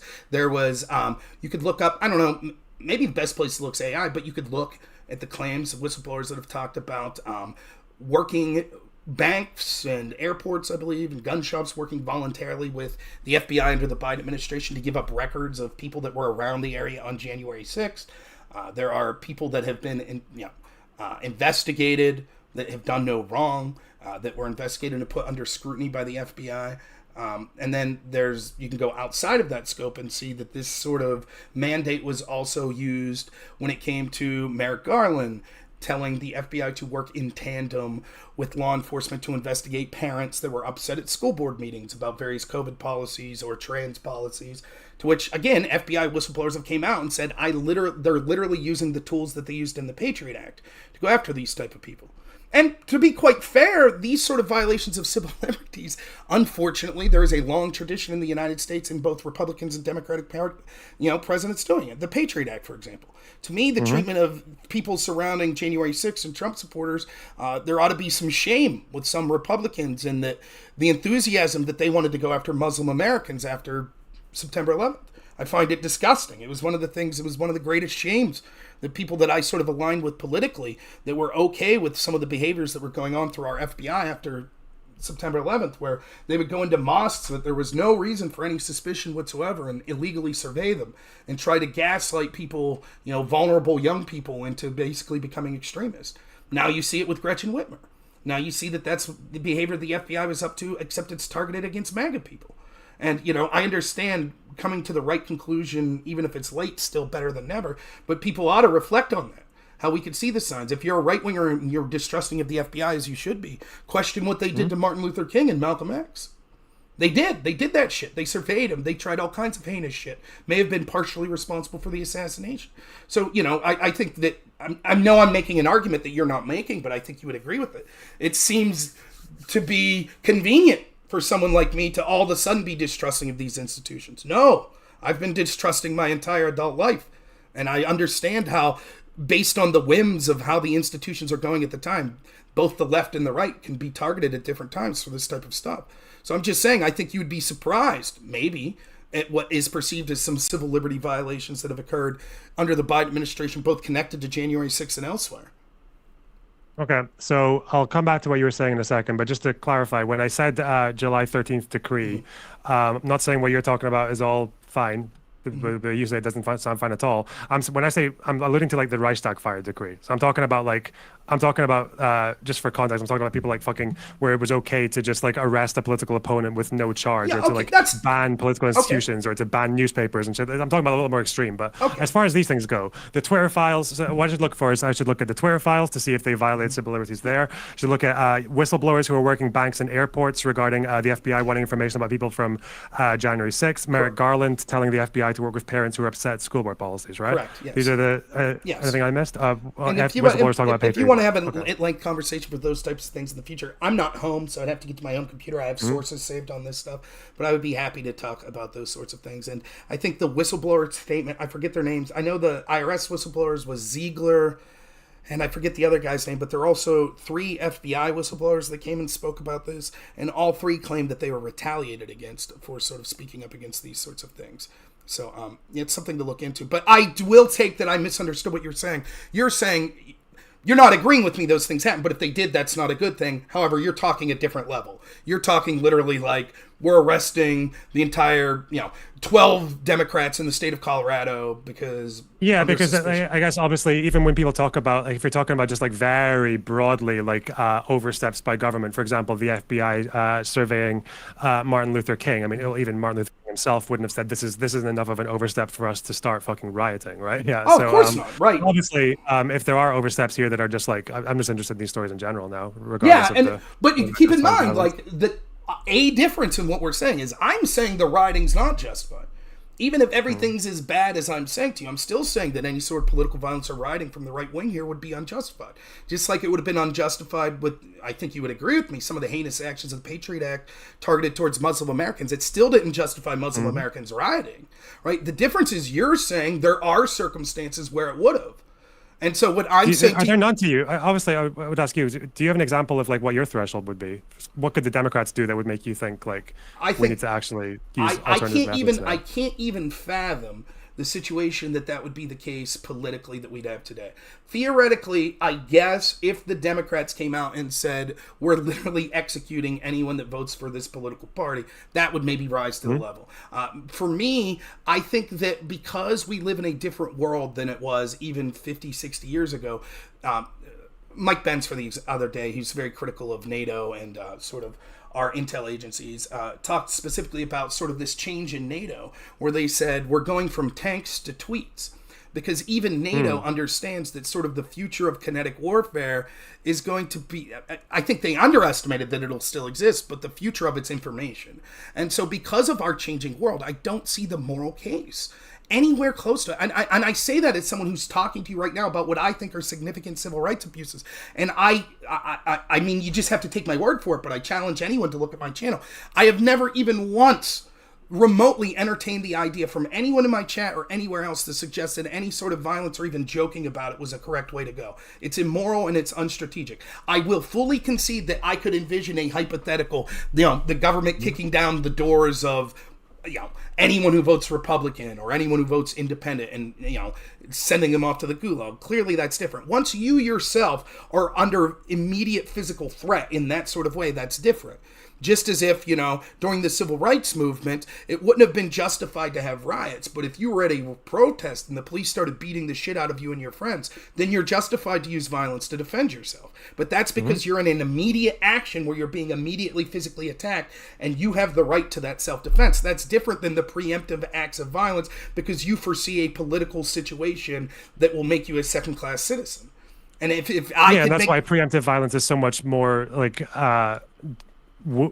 it's so much more shaky as a concept because people are not good at predicting the future. That's right. Yeah. And so for me, it's listen. I find this is gonna anyone in your audience that might be like, I hate Rob, but I guess he's not the worst person in the world, is instantly gonna hate me when I say this. There are certain topics that I think reasonable people could talk about, but that you have to be insanely careful. Let me give you an example: race IQ. Do I think there's a legitimate place for scientists to talk about differentiations in IQ and other physical or, neurological characteristics between races? Of course. I'm nowhere near qualified to having that. And so to even delve into that conversation quickly opens the door for the worst types of people to latch on to that stuff. So I'm not saying that people shouldn't be allowed to have this conversation, but I choose to not entertain it because I know I'm not qualified and I don't want people to take the worst impulses of that sort of stuff. So that's where I'm at. I feel the same way about discussions of political violence. I feel it's dangerous to even entertain the idea to say, but, and I think that's what my gut reaction against your initial tweet was. Because to me, that I've seen it so many times, even people that I thought were intelligent and reasonable, that once you make the concession like, yeah, I guess at some point they should have assassinated Hitler before he came to true power. And that's where we're at with Trump. Or, yeah, I guess the Boston Tea Party was justified. And that's where we're at with Republicans, or that's where we're at with Democrats.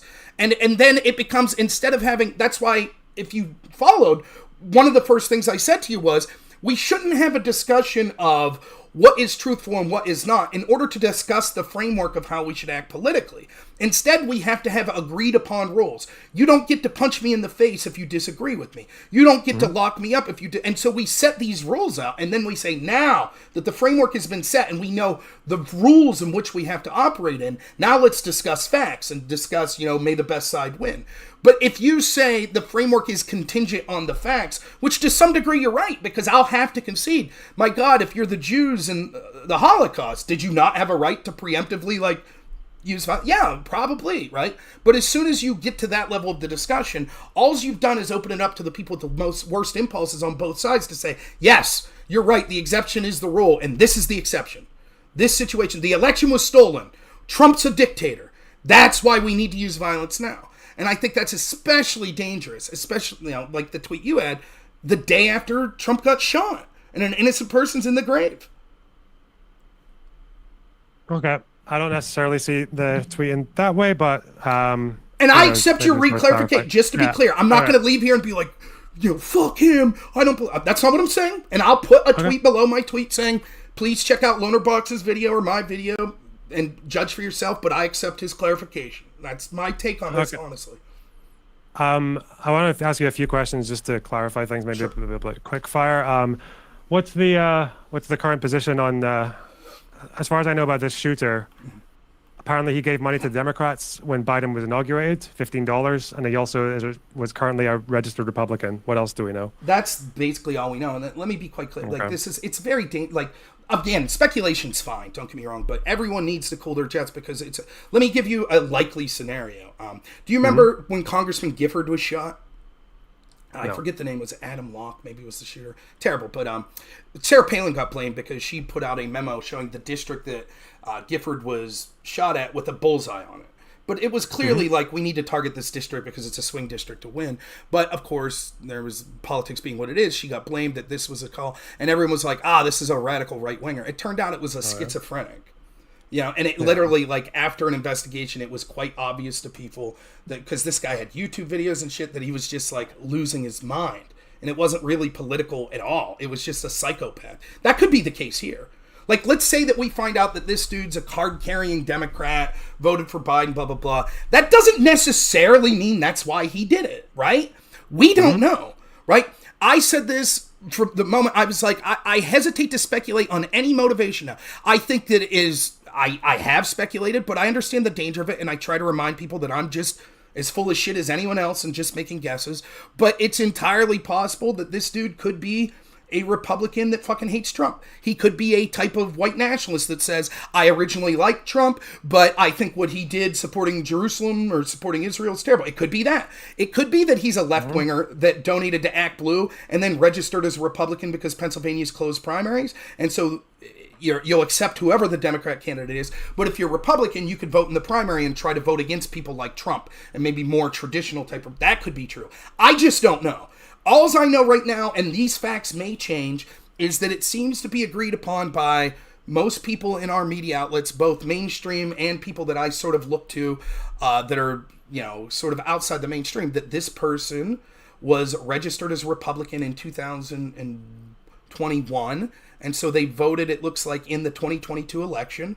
And 8 months before they registered as Republican, when they were 17, they donated $15 to Act Blue, which is basically sort of the Democrat campaign PAC that you would go to. So take from that what you will. Does it really matter? I mean, this is the worst part. Even, let me throw a bone to Democrats here. Here's the worst part for you. It's not going to matter, right? One, it doesn't matter to me because I would argue there are Republicans that hate Trump just as much as Democrats. And my argument's always been that it's not been about Republican versus Democrat. It's about establishment versus someone like Trump or someone like Bernie that's seen as outside the establishment. So that would include both Republicans and Democrats. So if this dude was a Republican, I don't think that all of a sudden that changes sort of my beliefs as the establishment and their rhetoric against Trump, et cetera, et cetera. So no, because the rhetoric is, if you have a problem with the rhetoric, it's probably because it's it's a problem even before anything happens, because the idea is it could lead to something. Yeah. Right. As for this guy, Crooks, was he, he said that he voted in the midterms in 2022, right? Is that right? That's what it seemed. And again, trust me, I barely know any more than you. I've been at work. I just kind of My go-to is I try to go to like New York Times, ABC, CNN. Then I'll try to look at like Fox, Newsmax. Then I try to look at like independent X accounts like Jake Tapper, Anderson Cooper, or someone like Jonathan Turley. And I try to do the best to sift through the bullshit. And I'm just telling you, what I'm telling you now seems to be the most agreed upon. This guy's name was Thomas Crooks. He was from Bethel, which it's by the way, I don't know if you'd be interested in this, but I'm actually basically 40 minutes away. I live from where the shooting occurred. It's at the fairgrounds, and so I'm quite familiar with it. And I would have been there had I not got called into work. So that's why I wasn't there. But Bethel. It's outside. It's a suburb, or I don't know if suburb's the right way. Outside Pittsburgh, and it seems that guy's same address, matching the name of who the FBI said the shooter was, a registered Republican and voted in 2022, and like something like 8 months before he registered Republican, that same address, someone with the same name donated to Act Blue. So I mean, someone's saying it's not. So people in chat are saying it's not even the same person. It's someone the same name with a different person. Thomas Cook 69. I've seen that, but okay. I tried to look into that, and the addresses seem to be similar. But it could. I mean, my goodness, you know how this is. They could say tomorrow, actually, we had the wrong guy, and it was this person. Who knows? I think that everyone should be open to hearing, like, for me, I feel like I could be morally consistent because I'm not trying to blame people for their rhetoric for necessarily that. I stand by, you should be careful with your rhetoric, and there's a place to say it should be policed, but I don't think that means that I'm blaming someone like, for example, Pisco, who said, threat to democracy, blah, blah, blah. I don't blame him. I believe he heartfelt feels that this was bad, that this occurred. I don't think he should, I think maybe he needs to be a little more careful with his rhetoric, but I don't blame him at all, or any of the thousands of other Democrats that have spoken like that. I do blame those that blame the rhetoric of the right wing for actions that occur on the right. I say you should be held to the same standard that you set to others. But I feel morally like I'm okay. I'm being consistent because I'm not jumping to that conclusion. So for me, it's like I'm trying my best to be open. I don't know what this guy's motivations are. I have my theories as to what's most likely, but I'm open to hear evidence. Hopefully we hear as much as possible. I'm skeptical that we will, because I do find that agencies like the FBI are corrupt and will put their thumb on the scale. But I'm trying my best to curb my biases and keep an open mind. And it's unfortunate because even if this person ends up being a Republican, or let's say they're the middle ground, they're a schizophrenic and it had nothing to do with politics, from the perspective of Democrats, it's not going to much matter because the sympathy and sort of the badassness of that photo of Trump is going to permeate what the actual motivations are. He's going to get... Now, it's a long way from the election. He could do something real stupid, or there could be a lot of scandals and shit that occur from now to then. So by no means do I think it's over. But no matter what the motivations are at this point, the truth is the rhetoric has been what it is. It's easy to draw a direct line from like rhetoric like this makes something like this inevitable, and that's what people are going to run with. And that's not necessarily fair because that might not be what the facts on the ground dictate at the end. I'll try my best to sift through those facts. But unfortunately, as you know, most people aren't following these stories like me or you, and they're going to get the broad picture. They're going to see that picture of Trump. They're going to hear people like Benny Thompson saying, putting forth a bill to remove Trump's Secret Service detail. And they're going to put two and two together. Okay. One last question. I took a note of it a while ago, but I forgot to mention it. I wanted to ask you, because I don't know these examples. From BLM, you said that protesters obviously agreed with people like Kamala Harris on narratives like systemic racism, right? Yeah. Were there how many mainstream Democrats agreed with or voiced abolish the police? That's a good question. There certainly were some. Now, mainstreams, I don't think it was huge at the top of the ticket. I think that you saw a lot of, quote, mainstream Democrats more at the state and local level that were making those sort of claims. But that's always been a loser of an argument sort of nationally.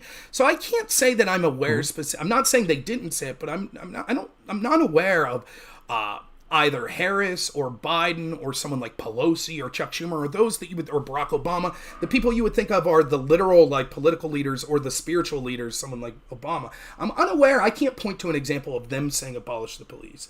But any of like ACAB or even like abolish capitalism. Yeah, most at the national level aren't saying things like that. The problem is they're using the same underlying reasoning that the people that do say that are using. These are systemically racist. Systemic racism. I don't judge them for that.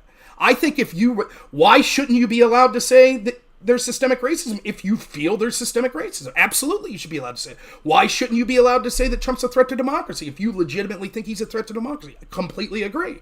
But I'm not blaming those people for the heinous actions that lunatics took. But once you open the gate and say, well, I do blame Trump for these actions, then you get into this area where it's like, okay, well, where do we draw this bright line? Why is it okay to blame Trump but not these other people and we don't need to rehash that debate, but you see where I'm coming from. So for me, the debate No, I want to rehash it just for just a Okay. second, because I think the difference is pretty remarkable, right? Because obviously there's a huge difference, in my opinion, between believing that systemic racism is an issue, like because you've read the study about routine traffic stops and you think there should be more implicit bias training or whatever the fuck, versus abolish the police or ACAB and the system is rotten to the core, right? I think one of those probably is a lot more in terms of incitement an issue than the other one, at least. Because if I saw Democrat politicians saying that, like, yeah, fucking ACAB and abolish the police and all this shit, like like that's a big issue. If you have Democrat politicians like mainstream saying that with their platforms, then they kind of are like egging on the same people who are doing the rioting. Because what the fuck else?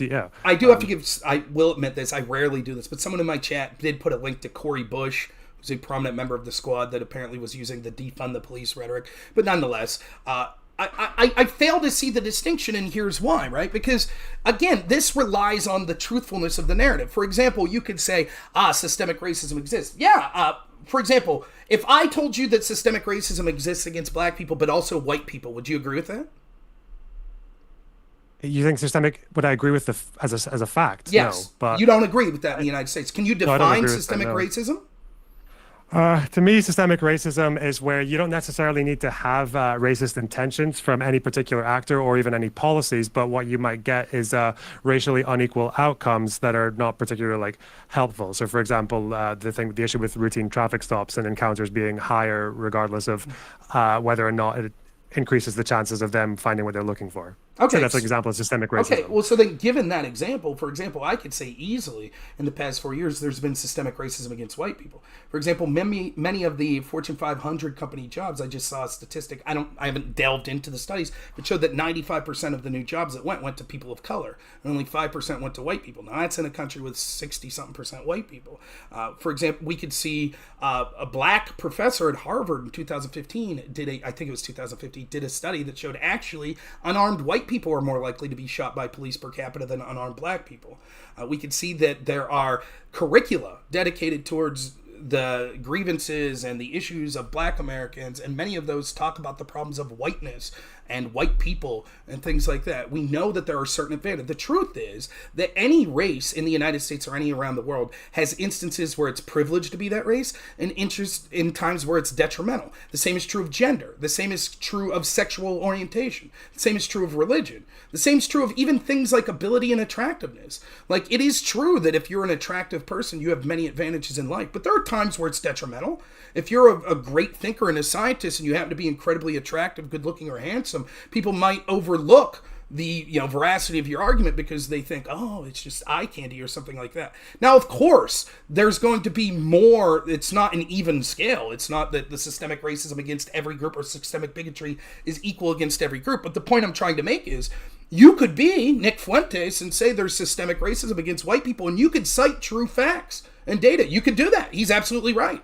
So would you say then, well, if there were prominent politicians out there that kept talking about systemic racism against white people, and then a bunch of white organizations decided they were going to riot and burn down governmental buildings, would you say, hey, I don't blame those people that talked about systemic racism of white people? No, I suspect you wouldn't do that. I suspect what you'd say is, well, even though the facts they're citing are statistically correct, overarchingly, this isn't a correct narrative. And so I think that's... So, yeah, if people who parrot the idea of systemic racism against white people began and end their conversation with, we think, like, I would imagine the argument...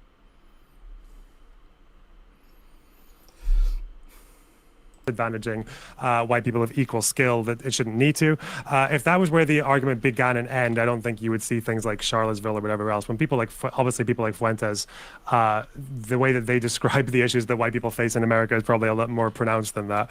Again, I don't know if the thing about Fortune 500 companies, like if that's true or if that goes against the idea that the way I understood it in America was that if you send out a bunch of equal CVs or resumes, you call them, but you change the names and when some names are like obviously the names of black people versus names that are more neutral, then the ones with like black names would get more likely to be rejected. So I don't know if that's there's completely problems been with undone, those so. there's problems with those studies, right? Like for example, the white name will be something like Ben, and the black name will be something like Shaniqua. If you did the opposite, like if you had the white name be Bubba, and then the black name be Thomas, then people would say, well, Thomas got chose more than Bubba. That's racist against sort of the trope of hillbillies, right? So there are problems with that. And the truth is that it's evident for anyone to see. The larger the company are, the more public profile you have. They can't wait to hire minorities. They can't.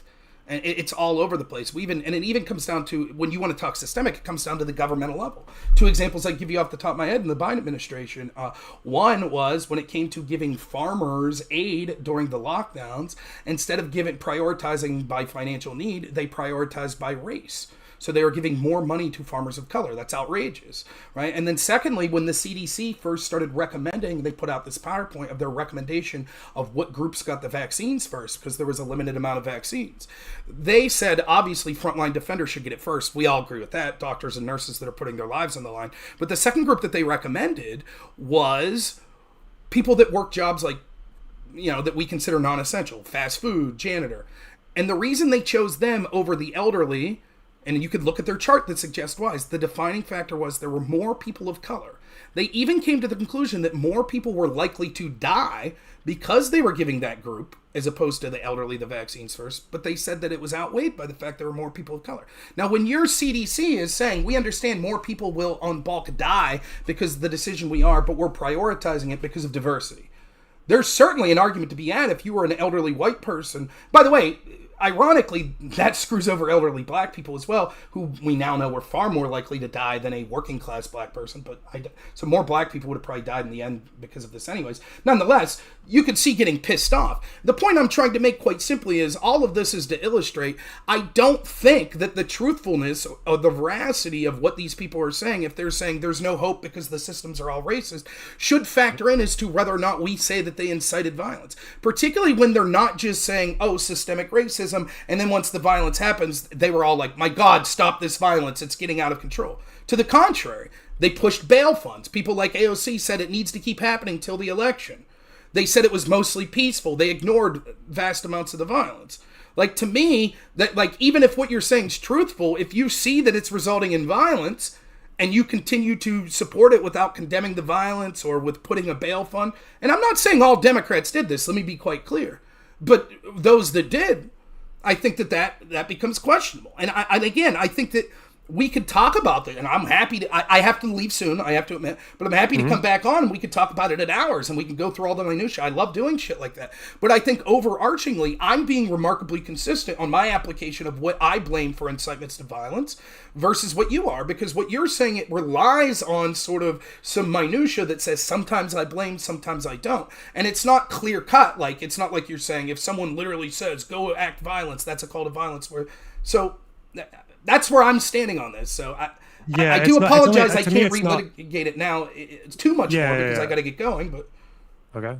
Well, okay, I'll just do it really quick then. It's not. I think it's clear cut in the sense that it needs to be a position where you can logically see why violence is the most sensible or the only recourse. That's the kind of case that people have to make to advocate for violence. To me, but that's a very case to case basis you have to make. But that's why, for example, you saying that disagreeing with forms of affirmative action that are maybe, in your opinion, too preferential to black people versus white people, and then people would make the opposite argument to systemic racism. I don't think that's why people rioted over race issues. I think, for example, if you said what you said about systemic racism with white people, but it was actually more like the Fuentes argument, which is that white people are being replaced and there's this conspiracy to do it, and the fucking Kalergi plan, and they want to make us a minority in their own country, and they want to import fucking crime, and they want all this shit. If it was a conspiracy against white people that both the Democrats and the Republicans are both in on it, and we're all fucked, and it's apocalyptic fucking scenario that they envisioned at the end, then obviously that makes it a bit different. So but again, it's again, to me, that would be like the that seems to be a different argument than what you previously made, where your argument before seemed to do it had to do with the truthfulness of this statement. But now you're saying, well, like if it's sort of this like apocalyptic, there's nothing you could do. So again, then in that world, the truthfulness of the statement doesn't matter. If we really are completely systemic racism in our police and our government, etc., all are systemic racist, and you could prove it, and that means there's no hope for black people to achieve change from within the system, then you would say, even though it's truth, I would still say the rioting's not justified in that world, right? And no, but I mean, I'm not talking about like when I say systemic racism doesn't imply that there's no hope. But the apocalyptic scenario, I said, yeah, of course it has to be true for it to happen. But that's the thing is like I'm saying if it is true, hypothetically, if X scenario is true, violence would make sense. If white people were actually experiencing what like white nationalists say they're experiencing, it would make sense for them to be violent because it sounds like the way they put it, it sounds like the world is fucking like ready to fucking stomp on them, right? Yeah. So then let me give you two examples real quick that maybe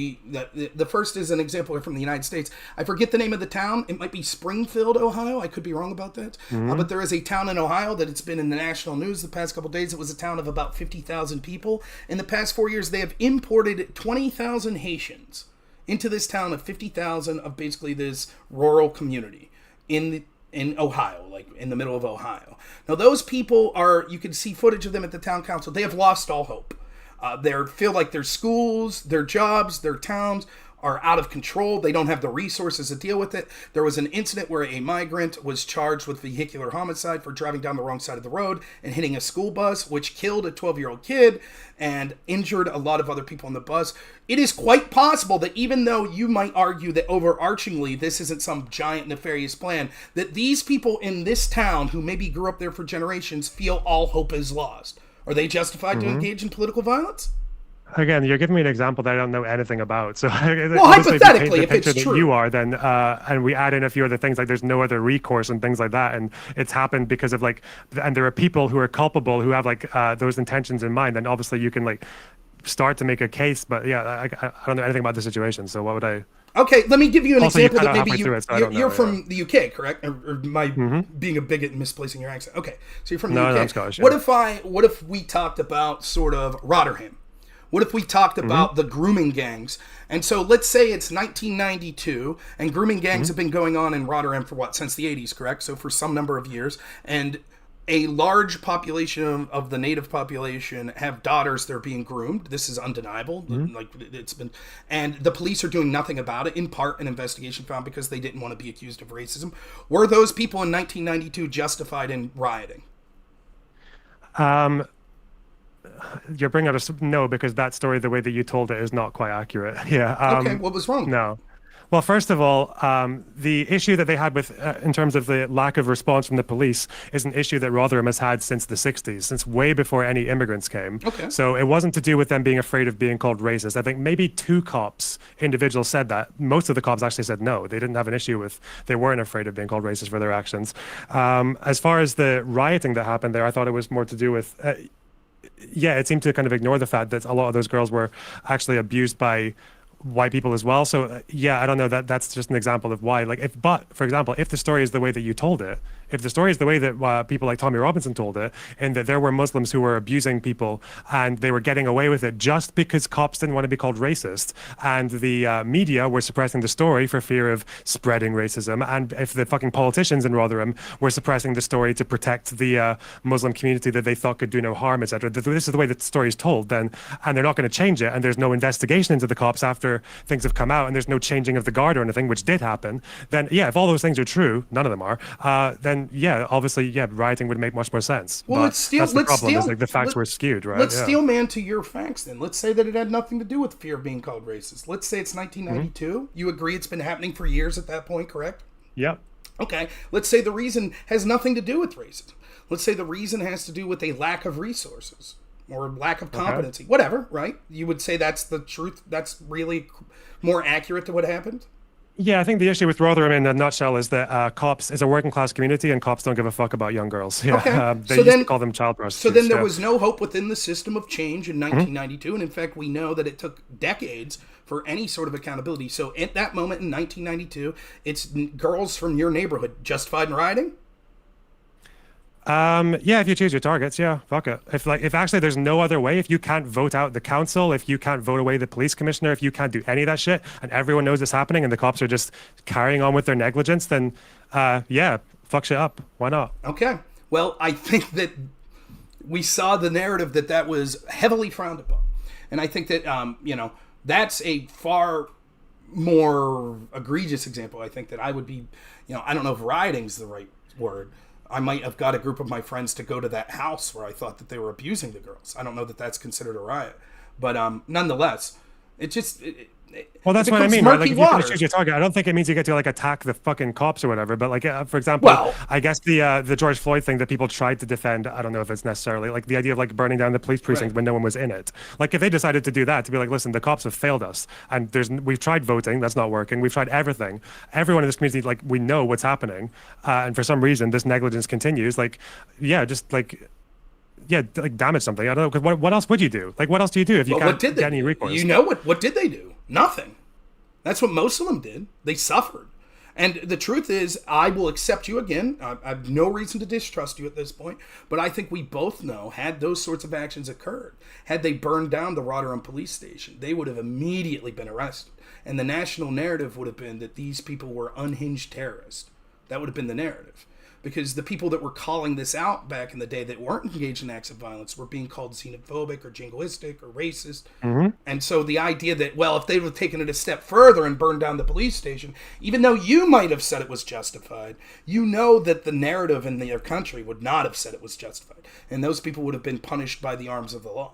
And so, again, Yeah, I mean, that happens to nonviolent protesters as well. The public tends to hate them too. Yeah. I don't know. Wait, I want to ask you though. So, what do you do? You're in Rotherham.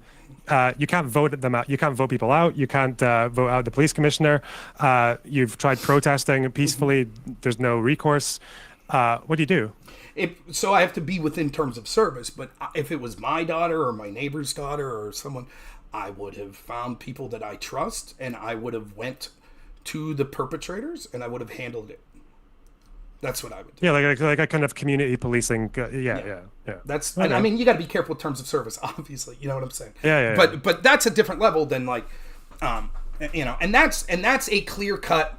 You yourself, you could see a physical person. That would be the equivalent of like, were the people that saw George Floyd, would it have been legitimate for them to attack the police to try to save George Floyd?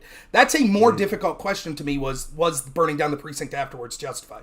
No, it was not justified to burn down the precinct. But in the heat of the moment, you see this guy being physically abused right there. You know this girl's being sexually abused in this house.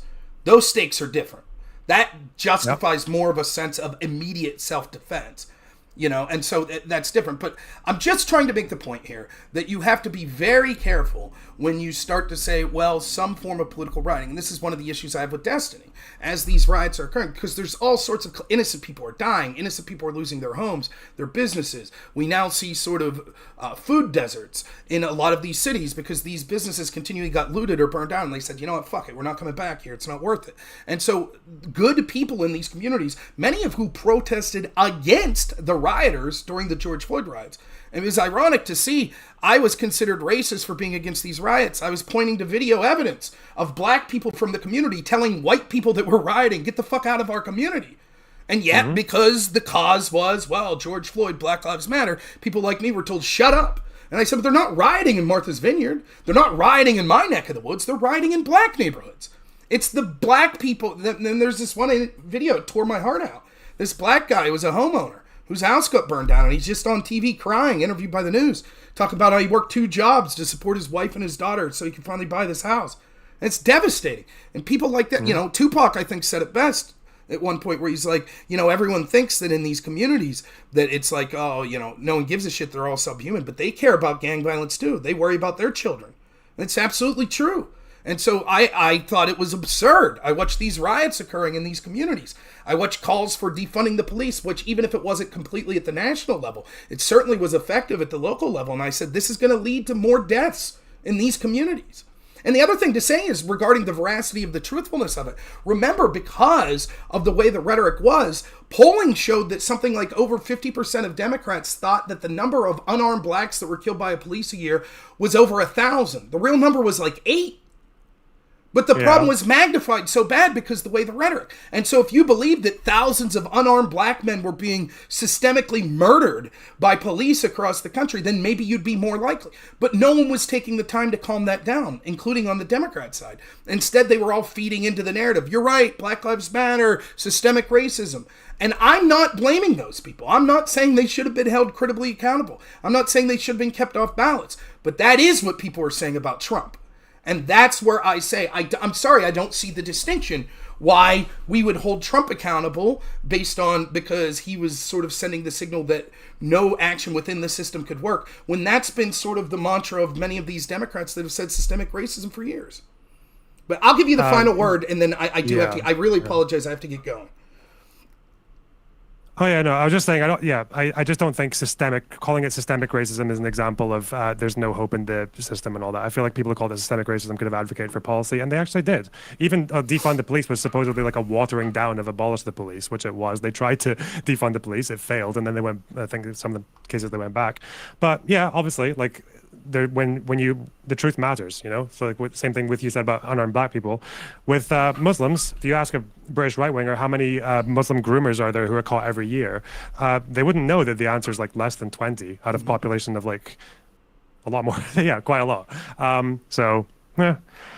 That's pretty true. Now, are the numbers correct that it was tens of thousands of girls groomed? By Muslims, I don't think so. Okay. No. Well, I don't know if it was just that's what I heard from the grooming gang. So if we're talking over decades, maybe, but like, yeah, as far as even the Home Office did a report, they found that the majority of groomers were white. Now, the problem is just like whether it's proportionately Muslim. There's like one study that suggests it might be slightly disproportionately Muslim, but the idea that it's like 80% of grooming cases are, it's bullshit. Yeah. Okay. Well, Hank, thank you for having me on. I appreciate it. I thank your clarification. I hope you can understand where I was coming from, why I put out the post that I did. But I do appreciate talking to you, and hopefully we talk in the future. So please try to talk to Destiny to make sure he's okay. Because I don't. You can talk to Destiny. Yeah, I'll call. Well, I will talk to him, but I'm saying I think you probably have a different sort of relationship than me, and I think he's on tilt, and I don't want to see him do something that'll, jeopardize sort of his future. Listen, Rob, I can fix him. Okay, I can fix him. Good. All right, man. Thanks so much. All right, take care, buddy. Yep. Bye.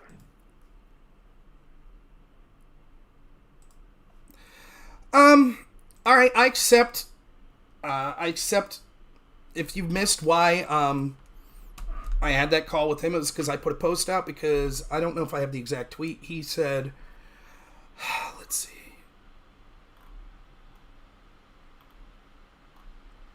His exact tweet, and it said, without the benefit of hindsight, at what point in the Weimar Republic would it have been morally acceptable to assassinate Hitler? I think that that's incredibly incendiary in this environment where Trump just got shot, and in the context of his other tweets, which were sort of blaming hypocrisy on the right wing. I thought that was sort of a blatant signal to people that he's like, wink, wink, nudge, nudge, if Trump's really Hitler.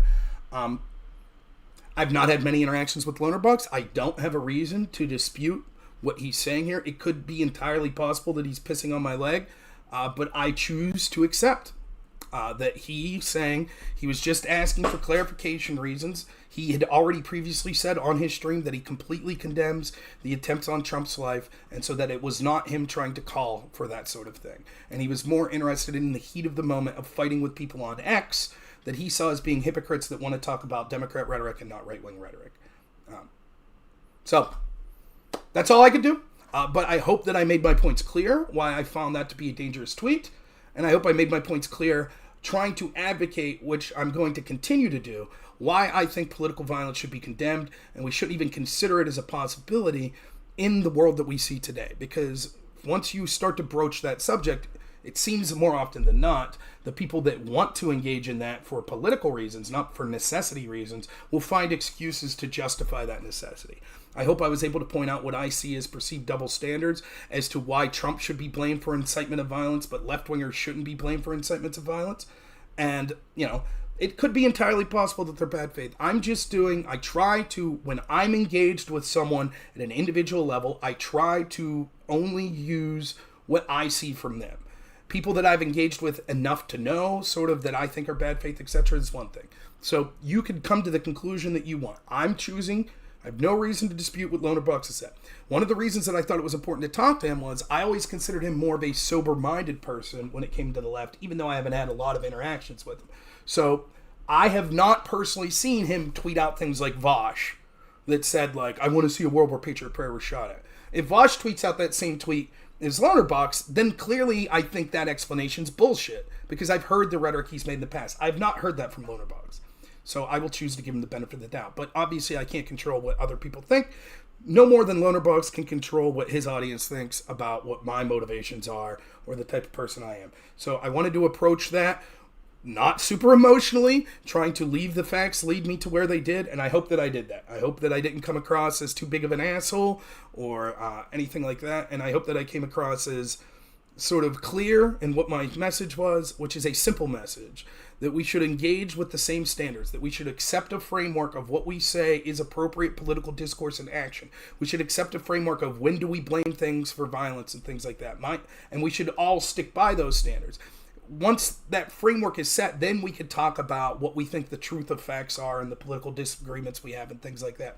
Once you start to say that framework is contingent on what the truth is, so in other words, it's not, okay, Trump incited violence because the election wasn't stolen, according to Lonerbox, but Kamala Harris didn't incite violence because there is systemic racism, or Joe Biden didn't incite violence because Trump is a threat to democracy. I find that to be very tenuous, and that it leads to more problems than it solves. Because what happens is people say, well, as long as there's exceptions, then I fall within the exception. That's why my violence that I'm calling for is acceptable. So, and also, just because I think Lonerbox has a working relationship with Destiny, by no means did what Lonerbox tweet, even when I thought it was not good, rise to the level of the things that Destiny's been saying. Hopefully I get an opportunity to talk to Destiny in the next few days. I'll try to be calm when talking to him, but I think that he deserves some more forcefulness and pushback, because I find what he's doing to be incredibly heinous, disgusting, and I suspect that it's more than just joking. I suspect that he really does believe, even if he wouldn't outright call for physical violence to be directed at Trump supporters, I believe he thinks we deserve it. That's what I think. And I believe he thinks Trump deserves it. And we will get to the bottom of that. And if that is his belief, then I'll let him know exactly how I feel. So I got some super chats. Is there a way for me to check those? Let me see. Shit. So when I'm streaming on my computer here, I'm not using Restream, and I'm just using the YouTube stuff, and I don't know how to see the super chats. To anyone that gave me a super chat, I am so sorry that I missed it. When you're on someone else's stream, oftentimes it's hard to just say, hey, let me pause you for a minute, super chat, because he's probably getting super chats as well. So,